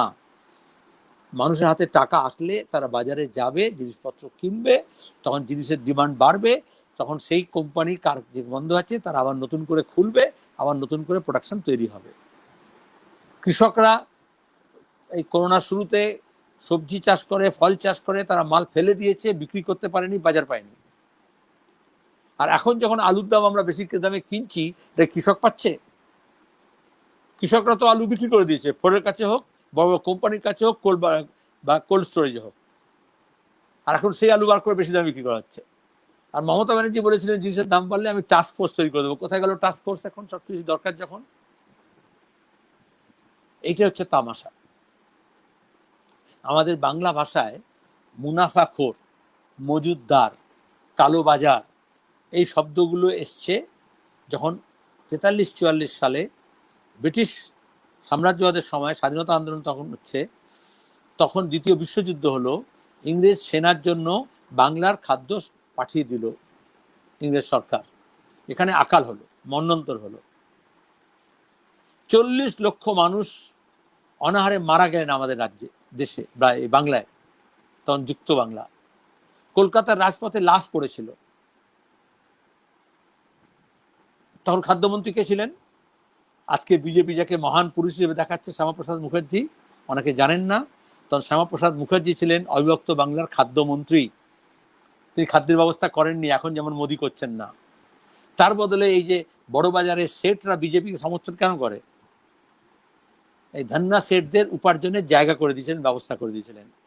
তখনই মজুদদারি, মুনাফাখোরি। তখন সুকান্ত বলছেন কমিউনিস্ট কবি হিসেবে, শোন রে মালিক, শোন রে মজুদদার, তোদের প্রাসাদে জমা হলো কত মৃত মানুষের হাড়, হিসাব কি দিবি তার? হিসাব নেবে? আর তখনই বামপন্থীরা রিলিফ করেছে। এই যে লঙ্গরখানা শব্দ তখনই এসে, পাঞ্জাবি শব্দ। এখানকার আইপিটিএ টিম গ্রামে গ্রামে ঘুরে ঘুরে বলেছে বাংলার দুর্দশার কথা, আকালের কথা, সরকার অপদার্থতার কথা, এবং চাঁদা তুলে তখন লঙ্গরখানা খোলা হয়েছে। পাঞ্জাবের কৃষকরা ট্রেন ভর্তি খাবার পাঠিয়েছেন, খাদ্য শস্য, সেইটা নিয়ে কমিউনিস্টরা লঙ্গরখানা করেছে। এখানে তখন কমিউনিস্টরা এই দেবব্রত বিশ্বাসের মতো লোকজনকে নিয়ে, শিল্পী সাহিত্যিক বুদ্ধিজীবীদেরকে নিয়ে তখন রিলিফ কমিটি তৈরি করেছে, বন্যার সময় যেরকম করে, খাদ্য সংকটের সময়। সেই ধারাকে বহন করে আজকে দাঁড়িয়ে পূর্ব মেদিনীপুর হোক, যাদবপুর হোক, উত্তরবঙ্গ হোক, কুচবিহার হোক, কুচবিহার থেকে কাকদ্বীপ, অসহায় মানুষের পাশে বামপন্থীরা দাঁড়িয়েছে। এটি বামপন্থা।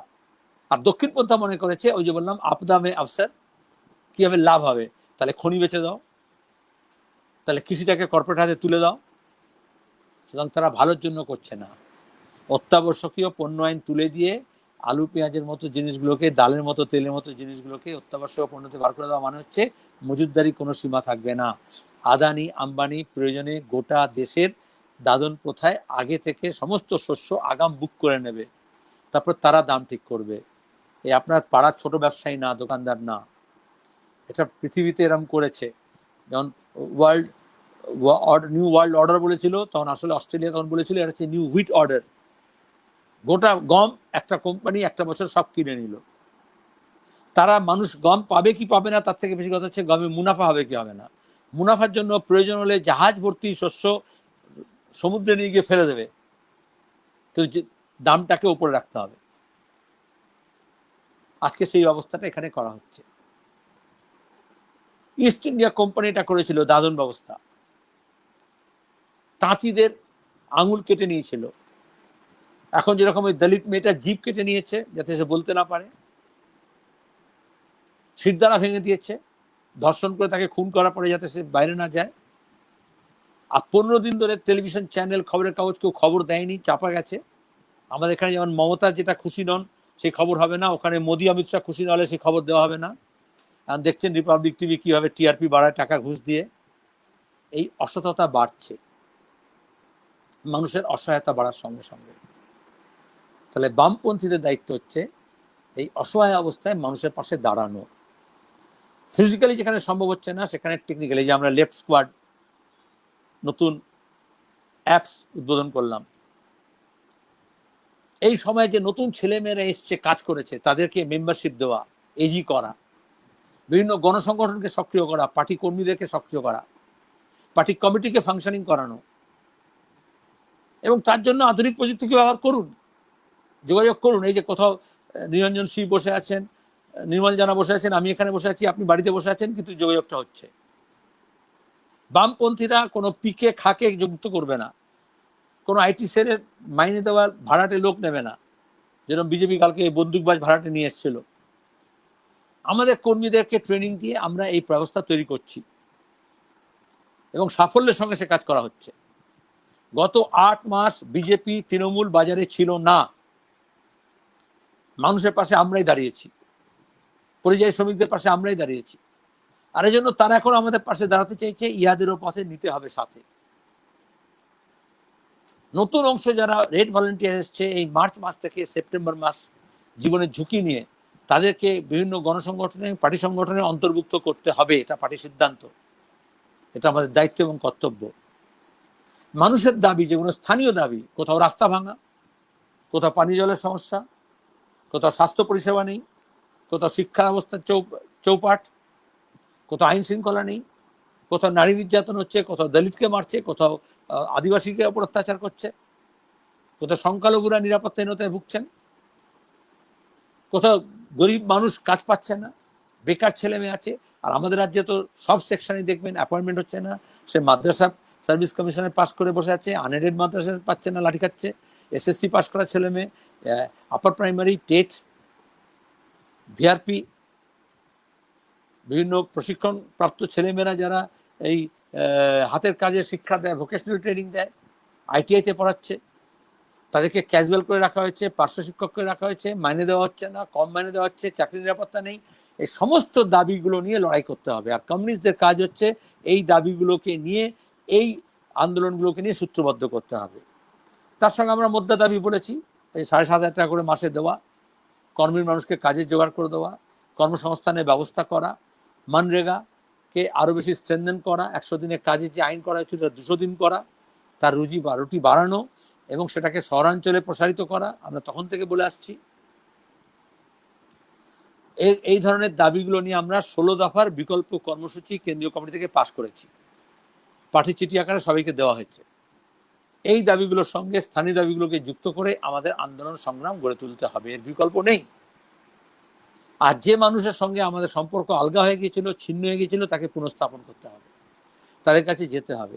আমাদের কারণে হোক, তাদের কারণে হোক, যে কোনো কারণে হোক, যারা একটু আলাদা, একটু দূরে সরে গিয়েছিলেন, তাদেরকে নিয়ে আসতে হবে। নতুন যে অংশ ছিল তাদেরকেও আমাদের সঙ্গে নিতে হবে। এটা হচ্ছে আমাদের দায়িত্ব। এই কাজ আমরা করব, আমরা করছি। আপনারা দেখবেন গত এই 1-1.5 মাসের মধ্যে যেখানে মিছিল হচ্ছে, মিটিং হচ্ছে, সভা হচ্ছে, বিশাল বিশাল লাল ঝান্ডার মিছিল হচ্ছে এই বাংলার বুকে। যেখানে সন্ত্রাস কবলিত ছিল আপনাদের জেলার মধ্যে, সেখানে আপনারা গিয়েছেন, সেখানকার মানুষ এসছে, পার্টি অফিস খুলেছে, বসেছে। তরুণ অংশ এসছে, নতুন অংশ এসছে। যারা বলছিল বামপন্থীর মধ্যে তরুণ কোথায়, এখন যে কোনো দলের থেকে সবচেয়ে বেশি তরুণ মুখগুলো প্রতিদিন দেখছেন আপনারা। আমাদের সোশ্যাল মিডিয়ায় যারা কাজ করছে, মেইনলাইন মিডিয়া, তাদের কাছ থেকে বাধ্য হচ্ছে খবর নিতে এখন, যে যারা ব্ল্যাক আউট করেছিল। এই সোশ্যাল মিডিয়া টিমকে আরও স্ট্রেনথেন করতে হবে, আমাদের রেড ভলেন্টিয়ারকে আরও স্ট্রেনথেন করতে হবে। আমাদের অ্যাপসের নাম রেজিস্ট্রি করবেন, তারপর আমরা ভিত্তি করে সার্ভে করব, তার ভিত্তিতে আমরা এলাকার অবস্থান নেব এবং সেখানে আমাদের কোথায় কাজ হচ্ছে, কোথায় কাজ হচ্ছে না তা পর্যালোচনা করব এবং দ্রুত মানুষের সঙ্গে সম্পর্ক স্থাপন করব। তেমনি চাঁদা নেওয়া হোক, সাহায্য নেওয়া হোক, পরামর্শ নেওয়া হোক, সেগুলো আমরা মানুষের কাছ থেকে নেব। কমিউনিস্টরা মানুষের কাছে যায় শুধু মানুষের উপকার করার জন্য নয়, সেবা করার জন্য নয়, তার বিপ্লবী জিলকে আরো বেশি বাড়ানোর জন্য, তার সঙ্গে যুক্ত করার জন্য, যেমন তেমনি তাদের অভিজ্ঞতার সঙ্গে নিজেকে সমৃদ্ধ করা এবং সেই অভিজ্ঞতা আবার পার্টিতে নিয়ে আসা, গণসংগঠনে নিয়ে আসা, যাতে আমাদের আন্দোলন সংগ্রাম আরো বিকশিত হয় এবং নতুন অংশ যাতে যুক্ত হয়। এরম পরিবেশ সবসময় তৈরি হয় না। গোটা বিশ্বে পুঁজিবাদের বিরুদ্ধে, কারণ এই সংকটকালে কঙ্কালসার চেহারা পুঁজিবাদীর দেখা গিয়েছে, তার বিরুদ্ধে মানুষের মন জেগে উঠছে। আমাদের ভূমিকা হচ্ছে তাদের কাছে যাওয়া, তাদেরকে সংগঠিত করা, তাদেরকে পথে নামানো, তাদেরকে সক্রিয় করা। কিন্তু পার্টি সংগঠনকে সক্রিয় না করলে আমরা তাদেরকে সক্রিয় করতে পারবো না। যে অংশ এখনো নামেনি তাদেরকে নামাতে হবে, নাহলে বলতে হবে আপনারা একটু দূরে থাকুন, নতুন অংশকে জায়গা করে দিন, সক্রিয় অংশকে, সতেজ অংশকে, এবং তারপর আমরা এগিয়ে যাই। আপনারা শুনেছেন সূর্যোদয় কালকে প্রেস কনফারেন্সে বলেছেন, আমরা এই সময় যেমন গণসংগঠনকে সক্রিয় করব, বাম ঐক্য যেমন গড়ে তুলছি, দেখবেন বাম ফ্রন্টের বাইরে যে বাম দল আছে তাদেরকে আমরা সঙ্গে নিচ্ছি, এরকম বামপন্থী গোষ্ঠী আছে, গ্রুপ আছে, ব্যক্তি আছে, তাদেরকে নিতে হবে। এবং তারপরে এই যে ফাঁসিবাদী শক্তি মাথাচাড়া দিয়ে উঠছে, স্বৈরতান্ত্রিক শক্তি মাথাচাড়া দিয়ে উঠছে, তার বিরুদ্ধে একসঙ্গে লড়তে হবে, বৃহত্তর ঐক্য গড়ে তুলতে হবে। বিজেপি তৃণমূলের বিরুদ্ধে সমস্ত মানুষকে এককাট্টা হতে হবে। এবং এখানে একটা কথা বলে দিতে হবে, কেউ কেউ মনে করেছিলেন তৃণমূলকে আটকাতে হলে বিজেপি চাই, বিজেপিকে আটকাতে হলে তৃণমূল চাই। আরে বিজেপি তৃণমূল এক, বীজমূল, একই পরিবারের পারিবারিক ঝগড়া। এ দেখলেন না খুন হলো, এই যে আজকে অর্জুন সিং, এই যে মুকুল রায়, এরা কারা? এরাই তো তৃণমূলের ঝান্ডা নিয়ে তৃণমূলের কেনাবেচা করেছে, পরে বিজেপিতে গেছে। পাড়ুই থেকে শুরু করে বীরভূমের নানু থেকে শুরু করে যারা কমিউনিস্টদের বিরুদ্ধে তৃণমূলের ঝান্ডা নিয়ে কেনাবেচার লড়াইয়ে গেছিল, বোমাবাজিতে গেছিল, গুলি বারুদ দিয়ে খরচা করেছে, মারামারি করেছে, তারাই আজকে বিজেপির ঝান্ডা ধরেছে। ত্রিপুরায় আমরা দেখেছি বিজেপি তৈরি হয়েছে তৃণমূলকে সঙ্গে নিয়ে তৃণমূল তার সঙ্গে জুটে গিয়েছে এবং সেটা কমিউনিস্টদেরকে ওখান থেকে উৎখাত করার জন্য। আমাদের রাজ্যে তৃণমূল তৈরি হয়েছে বিজেপির বিরুদ্ধে লড়াই করার জন্য নয়, কমিউনিস্টদেরকে উৎখাত করার জন্য। কেন? কারণ আরএসএস বলেছিল মমতা হচ্ছেন সাক্ষাৎ দুর্গা, এবং সেখানে দাঁড়িয়ে তাকে সাহায্য করো, মমতা সাহায্য চেয়েছিলেন, আরএসএস সাহায্য করেছিল। এবং আপনাদের জেলায় এত এত অঘটন, এত অন্যায়, এত মিথ্যাচার, এটা মমতার একার কম্য ছিল না যদি পেছনে আরএসএস যুক্ত না হতো। এঘাট ওঘাট সবাই মিলে কালীঘাটে যুক্ত হয়েছিল, কারণ কমিউনিস্টদের উৎখাত করতে পারলে আরএসএস এর জায়গা তৈরি হবে। তৃণমূল এই যে সুইমিং পুলে দেখবেন ডাইভাররা যখন ডাইভ করে সিঁড়ির ওপরে গিয়ে, তারা ডাইভিং বোর্ড থাকে। আরএসএস তৃণমূলকে তৈরি করেছিল, কংগ্রেস ভেঙে একটা ডাইভিং বোর্ড তৈরি করেছিল, যে ডাইভিং বোর্ডের উপর পা দিয়ে সে লাফাবে, ডাইভ দেবে সুইমিং পুলে বাংলার রাজনীতিতে। এই জন্য তৃণমূল এই আসন পেতে দিয়েছিল, যাতে তার উপর পা রেখে প্র্যাকটিস করে, 2-4 বার লাফায় দেখবেন, তারপরে জলে ঝাঁপায়। আরএসএসকে এই জায়গা করে দিয়েছে, বিজেপিকে এই জায়গা করে দিয়েছে। সুতরাং যদি লড়তে হয় তাহলে বিজেপি এবং তৃণমূল উভয়ের বিরুদ্ধে লড়তে হবে, এবং সেই লড়াইয়ে আমরা একা নই, আমাদের বাকি সবাইকে যুক্ত করতে হবে। এমনকি যারা বিজেপির দিকে চলে গিয়েছিলেন তৃণমূলের বিরোধী মনে করে, আর তৃণমূলে চলে গিয়েছিলেন বিজেপি বিরোধী মনে করে, তো যত দিন যাচ্ছে দেখবেন দুজন অনেক কাছাকাছি চলে আসছে। এটা আসলে দুটো ফুল নয়, মানুষকে ফুল বানানোর চেষ্টা করা হয়েছে, দুটো একই। আমাদের মধ্যে মাঝে মধ্যে যে খুনোখুনি ঝগড়াঝাটি দেখছেন, এটা পারিবারিক কলহ, তার মধ্যে যাবেন না। একই পরিবার, মমতা মুকুল দুটো আলাদা নয়, একই গুদামের সব মাল, শোরুমটা আলাদা আলাদা করেছে। এই জন্য আমাদের কর্তব্য হচ্ছে ওদের এই যে রসুনের যেরকম পেছনটা এক জায়গায় জোড়া থাকে, কোয়া আলাদা, এরকম এদেরও পেছনটা জোড়া আছে, কিন্তু ওটা খোসার আড়ালে আছে। এই খোসাটাকে ছাড়িয়ে দেখিয়ে দিতে হবে যে আসলে এরা এক, এবং এদের বিরুদ্ধে লড়তে পারে বামপন্থীরা, লাল ঝান্ডা। আমি এটুকু বললাম, যদি কোনো প্রশ্ন থাকে আপনার তাহলে করবেন। কমরেড নিরঞ্জন, কমরেড নির্মল। সেলিম দাকে আমাদের জেলা পার্টির পক্ষ থেকে ধন্যবাদ, অভিনন্দন জানাচ্ছি। অনেক প্রশ্ন এসেছে, তার মধ্যে গোটা চারেক প্রশ্ন আমাদের কাছে মনে হয়েছে যে একটু আপনার বলার দরকার আছে। সেটা হচ্ছে ধান্দার ধনতন্ত্রে দুর্নীতি কতটা ভয়ঙ্কর রূপ নিতে পারে, একটু আলোচনা করলে ভালো হয়। দ্বিতীয় প্রশ্ন, উত্তরপ্রদেশ এবং বাংলায় নারী নির্যাতন নিয়ে একটু যদি আলোকপাত করেন তাহলে ভালো হয়। তৃতীয় প্রশ্ন, আমাদের কমরেডদের একাংশ সাধারণ মানুষের কাছে বলে বেড়াচ্ছে প্রথমে বিজেপি, তারপর বামফ্রন্ট ক্ষমতায় ফিরবে। এই সম্পর্কে স্পষ্ট একটু ইঙ্গিত দিলে ভালো হয়। আর কৃষি বিলের পাশাপাশি শিল্প বিলের বিষয়বস্তু আলোচনা একটু রাখলে ভালো হয়। বাহ, যা বলেছেন আবার আর 1 ঘন্টা বলতে হবে আমাকে। আমি তার মধ্যে কয়েকটা কথা বলছি, আর এই শিল্প বিল নিয়ে আরেকদিন আলোচনা করবে ট্রেড ইউনিয়ন কোনো নেতাকে নিয়ে, কারণ তোমাদের একটা বিশাল একটা শিল্পাঞ্চল আছে, এবং আমরা শিল্প কলকারখানা গড়ে তুলতে চেয়েছিলাম। ওরা ওইসব তখন বলেছিল না জেলিংহাম জেটিতে কী সব করবে আর এইসব করবে, মমতা অনেক কিছু ঘোষণা করেছিল, রেলে কারখানা করবে, ভাতা দিয়েছিল। এজন্য শিল্পের সংকট, শিল্প বিল এবং শ্রম আইন, এটা নিয়ে আরেকদিন ট্রেড ইউনিয়ন লিডারকে নিয়ে আলোচনা করাবে। আমি এই দুটো বিষয় বলি, 3টে বিষয়, কারণ আমাকে আবার ট্রেন ধরতে হবে, কালকে আমার মালদায় সারাদিন প্রোগ্রাম আছে, উত্তরবঙ্গে যাব।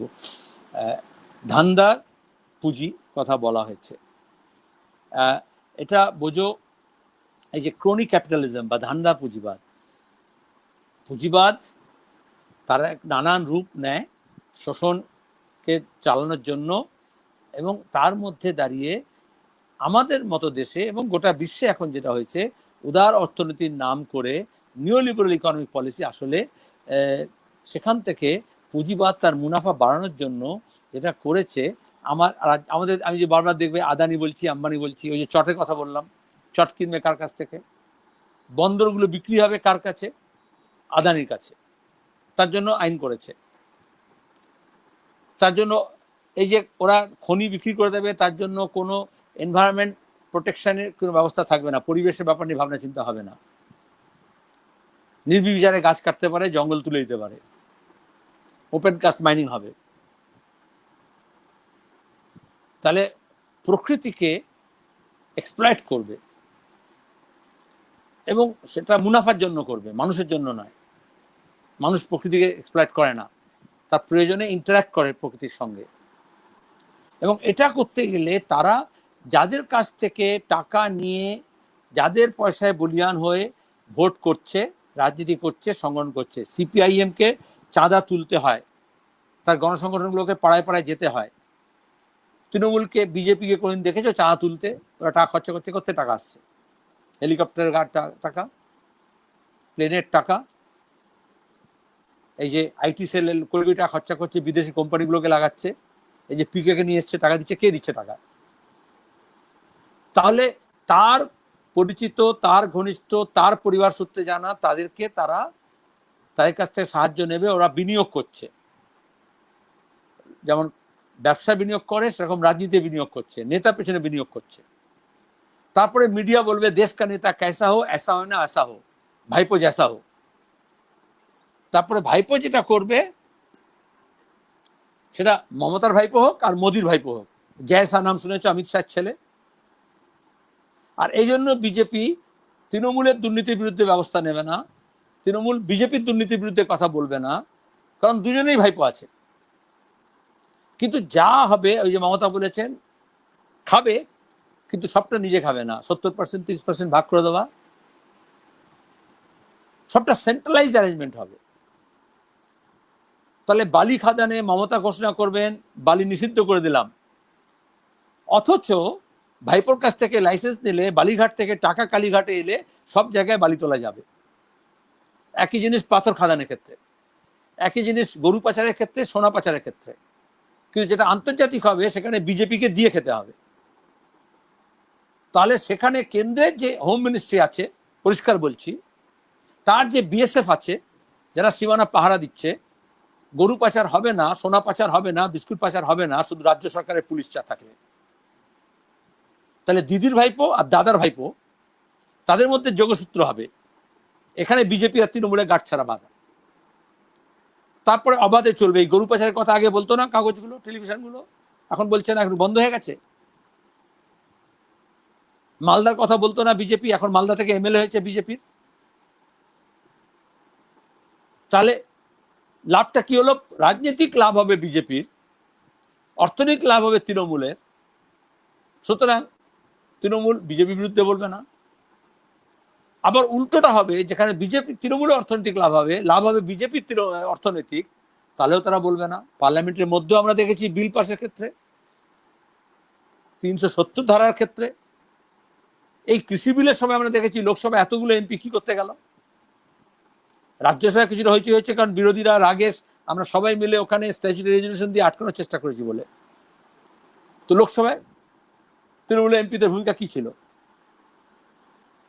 তাহলে আসল কথা বিজেপি বা তৃণমূল এগুলো আলাদা সাইনবোর্ড।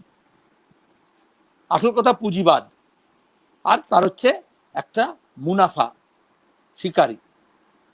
সুতরাং স্বীকার করতে গেলে তাদের যেটা করতে হয়, দিয়ে ছুঁয়ে রাখতে হয়। ছোট মস্তান যেরকম হয় পাড়ায়, গ্রাম পঞ্চায়েতকে হাত করে, জেলা পরিষদ মেম্বারকে হাত করে, কাউন্সিলরকে করে। কিন্তু যখন সেই মস্তান বড় হয়ে যায়, তখন উল্টে এমপি, এমএলএ, মন্ত্রী, প্রধানমন্ত্রী, মুখ্যমন্ত্রী বলেন দাদা একটু দেখবেন আমাকে, কারণ সে তখন নিয়ন্ত্রণ করে। আমাদের রাজ্যে আগে গুন্ডা নিয়ন্ত্রণ করতেন মমতা ব্যানার্জি, এখন গুন্ডারা নিয়ন্ত্রণ করছে মমতা ব্যানার্জিকে। এইরকম অর্থনৈতিক জায়গায়ও ছোটখাটো ব্যবসায়ী হলে সরকার তাকে দেখে, আর এখন ব্যবসায়ী এত বড় হয়ে গেছে তারা সরকারকে দেখছে। সুতরাং আদানি আম্বানির টাকা মুনাফা বাড়ানোর জন্য কি করতে হবে সেই নির্দেশটা সরকারের কাছে যায়, এবং সরকার মনে করলো প্যান্ডেমিকের সময়, অতিমারির সময় এখন কয়লা খনি আদানি কিনবে, আম্বানি কিনবে, সুতরাং কয়লা খনিকে বেচার চেষ্টা করো। ডিফেন্স প্রোডাকশন, আমাদের যেটা হচ্ছে প্রতিরক্ষা সরঞ্জাম তৈরি করা কারখানা, সেগুলো এফডিআই দাও। মোদি নিজে বলছেন যে বিদেশ থেকে এখন বিনিয়োগ আসবে। কি বিনিয়োগ আসবে? আম্বানি গোটা আমাদের দেশের সম্পদটাকে কুক্ষিগত করে নিয়ে এখন বিদেশে সেই শেয়ার বিক্রি করবে, আর বিদেশে কোম্পানি সেখানে সেই শেয়ারটা কিনবে। ওটা দিয়ে আমাদের রাজ্যে কলকারখানা হবে না, আমাদের দেশে কলকারখানা হবে না, হচ্ছে না, শুধু মালিকানা পাল্টে যাবে।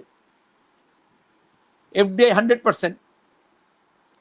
তাহলে এই যে জিও জিও করছে, এদিকে চাইনিজ কোম্পানির বিরুদ্ধে কথা বলছে, কিন্তু আদতে যেটা হবে, এটা আমেরিকা হয়েছে, আমাদের দেশও তাই করছে, এই বেগটা করে ওই চাইনিজ কোম্পানিটাকে, অপারেশনটাকে আম্বানি কিনে নেবে, আমেরিকান কোম্পানি কিনে নেবে, তারপরে একটু নাম পাল্টে সেটাকে চালাবে।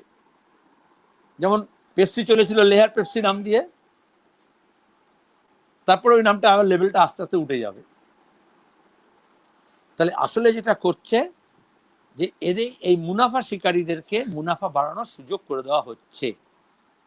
তার জন্য আমাদের শিল্প, আমাদের কৃষি, আমাদের রাষ্ট্রায়ত্ত শিল্প, আমাদের ব্যাংক, আমাদের আর্থিক প্রতিষ্ঠান, এলআইসি, রেল, প্রতিরক্ষা সরঞ্জাম করে কিচ্ছু বাদ যাচ্ছে না, সবটাকে নিয়ে গিলে খাচ্ছে। আর এইখানেই আমাদের দায়িত্ব এবং কর্তব্য। এই শিল্পকে যেমন বাঁচাতে হবে, যেমন বিমা কর্মীরা বিমা বাঁচানোর চেষ্টা করেছেন, ব্যাংক কর্মচারীরা ব্যাংক বাঁচানোর চেষ্টা করবেন, রেল শিল্পের শ্রমিকরা রেল বাঁচানোর চেষ্টা করবেন, এমনি রেলের প্যাসেঞ্জার হিসেবে, ব্যাংকের খদ্দের হিসেবে, বিমার পলিসি হোল্ডার হিসেবে সাধারণ মানুষকে সংগঠিত করা, তাদেরকে তাদের স্বার্থে জড়ো করা, এবং গোটা দেশের মানুষকে বলতে হবে এটা দেশের সম্পদ। সরকার তৈরি হয় চালানোর জন্য। বলেছিল আগে সরকার ঠিকমতো চালাচ্ছে না, মোদি ভালো করে চালাবেন, কিন্তু সে মালিক নয়, সে ম্যানেজার। কিন্তু আসলে যেটা হচ্ছে, তাকে মালিক হিসেবে দেখা হচ্ছে, অন্ধভক্তরা তাই করে দিচ্ছে, সুতরাং সে সেগুলো বেছে দেওয়ার চেষ্টা করছে। আপনি যদি একটা দোকান চালানোর জন্য একজন কর্মচারী বা ম্যানেজার নিয়োগ করেন, তার দোকান চালানোর অধিকার আছে, তার দোকান বেচার অধিকার নেই। কিন্তু আমাদের কেন্দ্রের সরকার ওই তাদের ওই ক্রনিক বন্ধুদের জন্য, ক্যাপিটালিস্টদের জন্য আমাদের দেশের সম্পদটাকে বেছে দিচ্ছে, দেশের পলিসিটাকে এমন করছে যাতে দাঁড়িয়ে তাদের মুনাফা বাড়ার সুযোগটা তৈরি হয়ে যায়। তাহলে রেল লাইন আমাদের থাকবে, কিন্তু রেলটা অন্য একটা কোম্পানি চালাবে। এবং সেখানে দাঁড়িয়ে যেমন বিএসএনএল আস্তে আস্তে শুকিয়ে গেছে, জিও বাড়ছে, সেরকম আমাদের ইন্ডিয়ান এয়ারলাইন্স শুকিয়ে গেছে, প্রাইভেট কোম্পানি বাড়ছে, অমনি আমাদের স্টেট ট্রান্সপোর্ট শুকিয়ে যাবে, প্রাইভেট বাড়বে, অমনি আমাদের রেল শুকিয়ে যাবে, ভারতীয় রেল, এবং বাকিটা বাড়বে। তেল company Hindustan petroleum, Indian oil কমবে, আর রিলায়েন্স অয়েল বাড়বে। এটা হচ্ছে চোখের সামনে আমরা উদাহরণটা দেখতে পাচ্ছি যে আসলে কি হয়েছে। সম্পদ যা আছে দেশের, সব সম্পদ মিলিয়ে স্বাধীনতার পরে এত বছরে 50% ছিল ওপর তলার 1% কাছে, আর 99% কাছে ছিল বাকি 50%। মোদিজি এসে গত 6 বছরে এমন করেছেন যে 2 ভাগের বদলে 4 ভাগের 3 ভাগ চলে গেছে ওই 1% হাতে, আর বাকি 4 ভাগের 1 ভাগ হচ্ছে 99% হাতে। এই 99%কে মন্দির, মসজিদ, হিন্দু, মুসলমান, জাত পাত, ধর্ম, বর্ণের নামে, রাজ্যের নামে, ভাষার নামে ভাগ করে দিয়ে ওই 1% সম্পদ বাড়ানোর চেষ্টা করা হচ্ছে। এখানেই হাতরাস, এখানেই এই দলিতদের ওপরে, তপসী জাতির ওপরে, এখানেই মব লিঞ্চিং, এখানেই হচ্ছে আদিবাসীদের ওপর জুলুম। যে দুর্বলতর অংশ আছে, সবল যে আছে তার উপর আক্রমণ করবে। ওখানে উচ্চবর্ণ নিম্নবর্ণের কথা বলা হয়, আমাদের এখানে বলি না আমরা, কিন্তু যা হয়েছে আমরা চোখের সামনে দেখতে পেয়েছি। আমাদের এখানে নারী নির্যাতন হচ্ছে না? একই রকম ভাবে যেভাবে হাতরাসে ওই মেয়েটাকে পুড়িয়ে মারার চেষ্টা, মেরেছে, পুড়িয়েছে লাশটাকে, আমাদের এখানে ট্যাক্সি ড্রাইভার ছিল, তার ছেলে, তার মেয়ে পদ্মা ঝা, ধর্ষণ হলো, ধর্ষিতাকে আবার টেস্টের জন্য পুলিশ ডাকলো, নিয়ে গেল না, ভ্যান রিক্সা করে যাচ্ছিল, আবার ধর্ষিত হলো মধ্যম গ্রামের। তারপরে তাকে মারা হলো, এবং তার লাশটাকে তৃণমূল আর পুলিশ মিলে রাতের অন্ধকারে পুড়িয়ে দেওয়ার চেষ্টা করলো। এখানে সিআইটি ছিল, লাল ঝান্ডা ছিল, মজবুত ছিল, সমলদা ছিলেন, নেতৃত্বে গেলেন, ভোর রাতে গিয়ে সেটাকে উদ্ধার করলেন, কিন্তু এমন ব্যবস্থা করলো ওর বাবা যাতে এখানে না থাকতে পারে, বিহারি বাঙালি করলো। একই কাণ্ড যোগী যা করছেন, আমি ওটাকে স্খালন করছি না। মমতা এখানে স্যাম্পল করেছেন, যোগী ওখানে পাইকারি করছে। এই হাতরাসের পরেও দেখলেন বলরামপুরে হয়েছে, প্রতিদিন হচ্ছে। কেন এটা হয়? কারণ হিন্দুত্ব নামে যে রাজনীতি, ধর্মের নামে যে রাজনীতি, তারা এইটাকে, এই পাপ কার্যটা করায়, কিন্তু ধর্মের গ্যারান্টি দিয়ে বলে সব পাপ মাফ করে দিচ্ছি। আসলে সেখানে পৌরুষের নাম করে যেটা করে সেটা হচ্ছে নারী সমাজকে ভোগের পণ্য হিসেবে। মোহন ভাগবত তাই বলেছেন, সুদর্শন তাই বলেছেন, আর সে সমস্ত চিফরা তুলে দেখুন, তারা নারী বিদ্বেষী, নারীর বিরুদ্ধে বলেছেন। তারা মনে করেন নারীকে ভোগ করা হচ্ছে পুরুষের স্বাভাবিক অধিকার, আর পুরুষের মনোরঞ্জন করা হচ্ছে নারীর কাজ। এটা হচ্ছে আরএসএস তত্ত্ব। শুধু মুসলমান বিদ্বেষী নয়, শুধু কমিউনিস্ট বিদ্বেষী নয়, তারা নারী বিদ্বেষীও। আর ওখানে উত্তর ভারতে এটা হচ্ছে জাতপাতের নামে উচ্চবর্ণ। সুতরাং বিষ্ট ঠাকুর, অজয় বিষ্ট, ওকে যোগী হিসেবে সাজানো হয়েছে, সে ব্রাহ্মণ নয়। আর রাজপুত। সুতরাং উত্তরপ্রদেশে মনে করছে কেন্দ্র সরকারে এবং উত্তরপ্রদেশে ঠাকুরদের রাজত্ব, ঠাকুররা সবসময়। তাহলে যে দলিত, যে যাদব, যে নিচুতলা বলে, আমরা উঁচুতলা নিচে মনে করি না, কিন্তু তাদেরকে পায়ের তলে দাবাতে হবে। কারণ ওই চতুর্বর্ণের ব্যবস্থায় বলা হয়েছে যে শূদ্রদের কাজই হচ্ছে কি, ব্রাহ্মণদের কাজ হচ্ছে কি, বৈশ্যদের কাজ হচ্ছে কি, সব নির্ধারিত করা আছে। যে তত্ত্বে এটা শেখায় যে মানুষের শরীরের মতো মাথাটা হচ্ছে ব্রাহ্মণ, বুকটা হচ্ছে ক্ষত্রিয়, পেটটা হচ্ছে বৈশ্য, আর পাটা হচ্ছে শূদ্র, আগে থেকে ঠিক করে দেওয়া হয়েছে, সেই তত্ত্বের প্রকাশ হবে। এবং এখানে মমতা ব্যানার্জির আলাদা কোনো রাজনৈতিক তত্ত্ব নেই। আমাকে জিজ্ঞেস করেছিল প্রেস কনফারেন্সে পরশুদিন যে নবান্ন অভিযান হচ্ছে বিজেপির, তাহলে সরকার কি করবে, আপনি কি মনে করেন? আলাম কি বলবে? নাগপুর যা বলবে বিজেপি এবং তৃণমূল তাই করবে। দুটো আলাদা রূপায়িত করবে, দুটো আলাদা এজেন্সি। ডাক্তার প্রেসক্রিপশন লিখে দেয়, তারপরে কম্পাউন্ডার ইঞ্জেকশন দেয়, ফার্মাসিস্ট ওষুধ দিয়ে দেয়। তাহলে প্রেসক্রিপশনটা নাগপুর থেকে তৈরি হবে। এবার যোগী বলো, মোদি বলো, মমতা বলো, তারা প্রেসক্রিপশন অনুযায়ী ওষুধটা দেবেন। আর এখানে হচ্ছে বিজেপি আর তৃণমূল এক। তাহলে যারা মনে করছে কাউকে ওকে মাথায় ঢোকানো হয়েছে, দালাল আছে, সেই দালালের মধ্যে দিয়ে ঢোকানো, পরিষ্কার কথা বলছি, এজেন্ট আছে, টাকা পয়সার খেলা আছে। তারা ধর্মস্থানে চাতাল ব্যবহার করছে, ধর্মগুরুকে ব্যবহার করছে, এজেন্ট ব্যবহার করছে। নাপিত সেলুনে দেখবেন চুল কাটছে, আর সেখানে একটা দুটো লোক এরকম বসে আছে, তারা এটা বলছে। গত লোকসভা নির্বাচনের সময় তাই বলেছিল, এইভাবে ধোকা দিয়েছিল যে চিট ফান্ডের আসামিদের বিজেপি ধরবে, সিবিআই এলো বলে পিসিকে না হোক ভাইপোকে ধরে ভেতরে পুরবে। শুভেন্দুকে ডেকেছিল ইডি সল্টলেকে, সিবিআই। তারপরে কি হলো? আমি বলেছিলাম যে সিঙ্গারা চা খাইয়ে দিয়ে বলেছে বিজেপিতে কবে আসবেন। ও এক পা বিজেপিতে, এক পা তৃণমূলে। তাহলে কে কাকে আটকাবে? আগে বিজেপি, তারপর সিপিএম আসবে? বিজেপিকে তৈরি করা হয়েছে প্রথম থেকেই, তারা বলেছে তাদের ঘোষিত, আরএসএস ঘোষিত তিনজন শত্রু: মুসলমান, খ্রিস্টান এবং কমিউনিস্ট। ট্রাইবালসের এই জন্য বিরুদ্ধে, কারণ বেশিরভাগ ট্রাইবালস যেহেতু খ্রিস্টান মিশনারিদের প্রভাবে ধর্মান্তরিত হয়েছে, সুতরাং সেই চার্চের বিরুদ্ধে। গ্রাম সেনকে এই জন্য খুন করা হয়েছে, মব লিঞ্চিং এই জন্য করা হয়। ত্রিপুরা আরএসএস খুন করছে কমিউনিস্টদেরকে, এবং কেরলে খুন করছে এই জন্যই। এবং পশ্চিমবঙ্গে এই মব লিঞ্চিং হচ্ছে। তৃণমূলকে ভাড়াটে গুন্ডা হিসেবে বিজেপি নিয়োগ করেছিল। আসলে বিজেপি, আসলে আরএসএস। মমতা ব্যানার্জি একটা প্ল্যাটফর্ম তৈরি করেছিলেন, যেরকম প্ল্যাটফর্মটা রেল লাইন না, রেল স্টেশনও নয়, এবং রেল গাড়িও নয়। বিজেপির ট্রেন ছাড়ার জন্য একটা প্ল্যাটফর্ম লাগে, তো সেরকম তৃণমূল একটা প্ল্যাটফর্ম তৈরি করেছিল আরএসএস এর পয়সায়, যেখান থেকে বিজেপির ট্রেন ছাড়বে।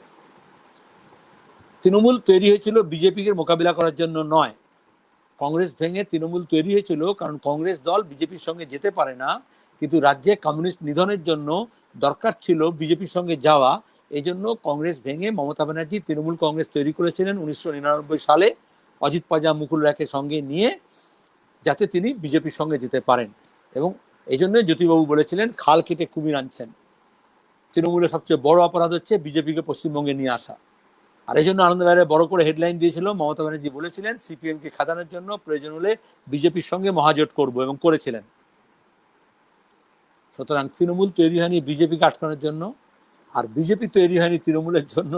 বিজেপি অনেক আগে থেকেই, যখন 1920 সালে কমিউনিস্ট পার্টি তৈরি হয়, যখন তরুণ ছেলে মেয়েরা যখন শিক্ষা আঙ্গন থেকে, কলকারখানা থেকে কমিউনিস্ট পার্টিতে যোগ দিচ্ছে, যখন হিন্দুস্তান রিপাবলিকান আর্মি ভগৎ সিং এর যখন হিন্দুস্তান সোশ্যালিস্ট রিপাবলিকান আর্মি হচ্ছে, তখন এদেশের বড় বড় পুঁজিপতিরা এবং ফাঁসিবাদী শক্তি যারা হিটলারকে আর মুসলিনকে দেখে শিখছিল, সেই মুঞ্জে তারা সে দেখলেন এ তো মহাবিপদ, সুতরাং কমিউনিস্টদেরকে ঠেকাতে হবে। সুতরাং ধর্মের নাম করে, তখনই হিন্দু এবং মুসলমান ধর্মের নাম করে ধর্মীয় টাকায়,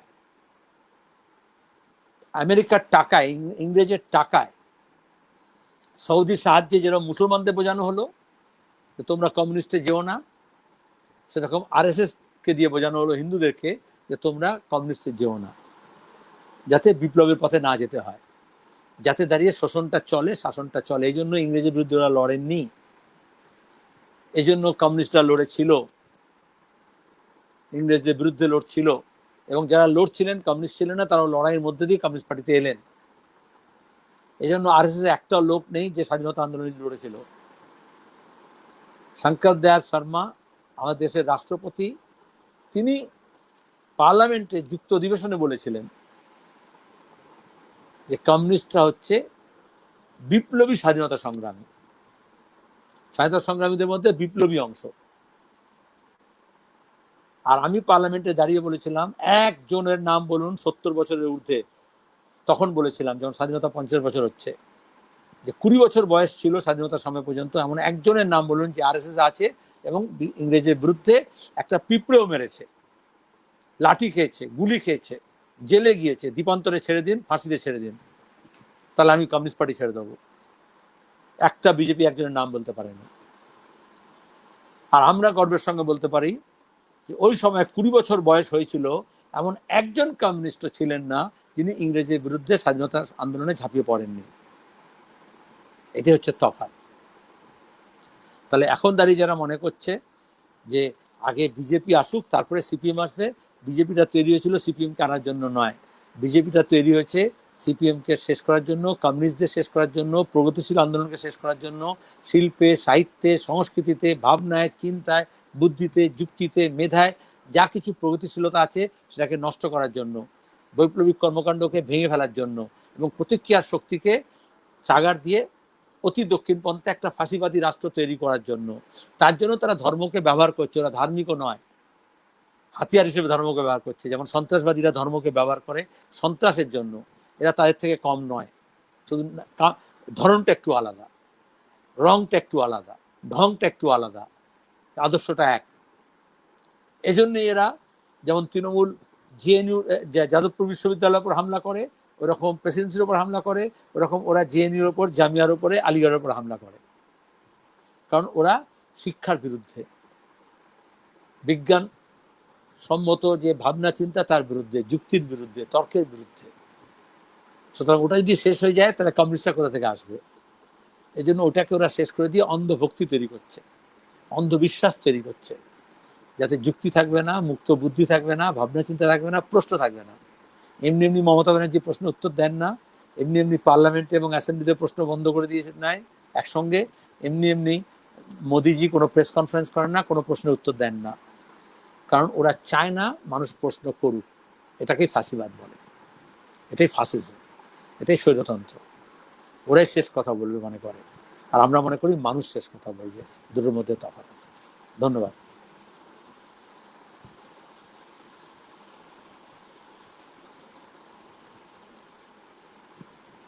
আমাদের এই ফেসবুক লাইভে ছিলেন, তাদেরও অভিনন্দন, ধন্যবাদ। আজকের আলোচনাকে পাথেয় করে আগামী দিনে আমাদের লড়াই, আন্দোলন, সংগ্রাম, সংগঠন একে এগিয়ে নিয়ে যেতে হবে এবং শপথ নিতে হবে 21-এর নির্বাচনে যেন আমরা কোনো রকম ভুল বা বিভ্রান্ত না হয়ে আগে রাম পরে বাপ এই যে ট্যাপে পড়ে যাই। এইটাই হচ্ছে আমার শেষ কথা। সেলিমদা, আপনাকে অসংখ্য ধন্যবাদ। অতিমারির শেষে তোমাদের ওখানে যাব সরাসরি। ঠিক আছে, ঠিক আছে, ধন্যবাদ। বলে দিচ্ছি।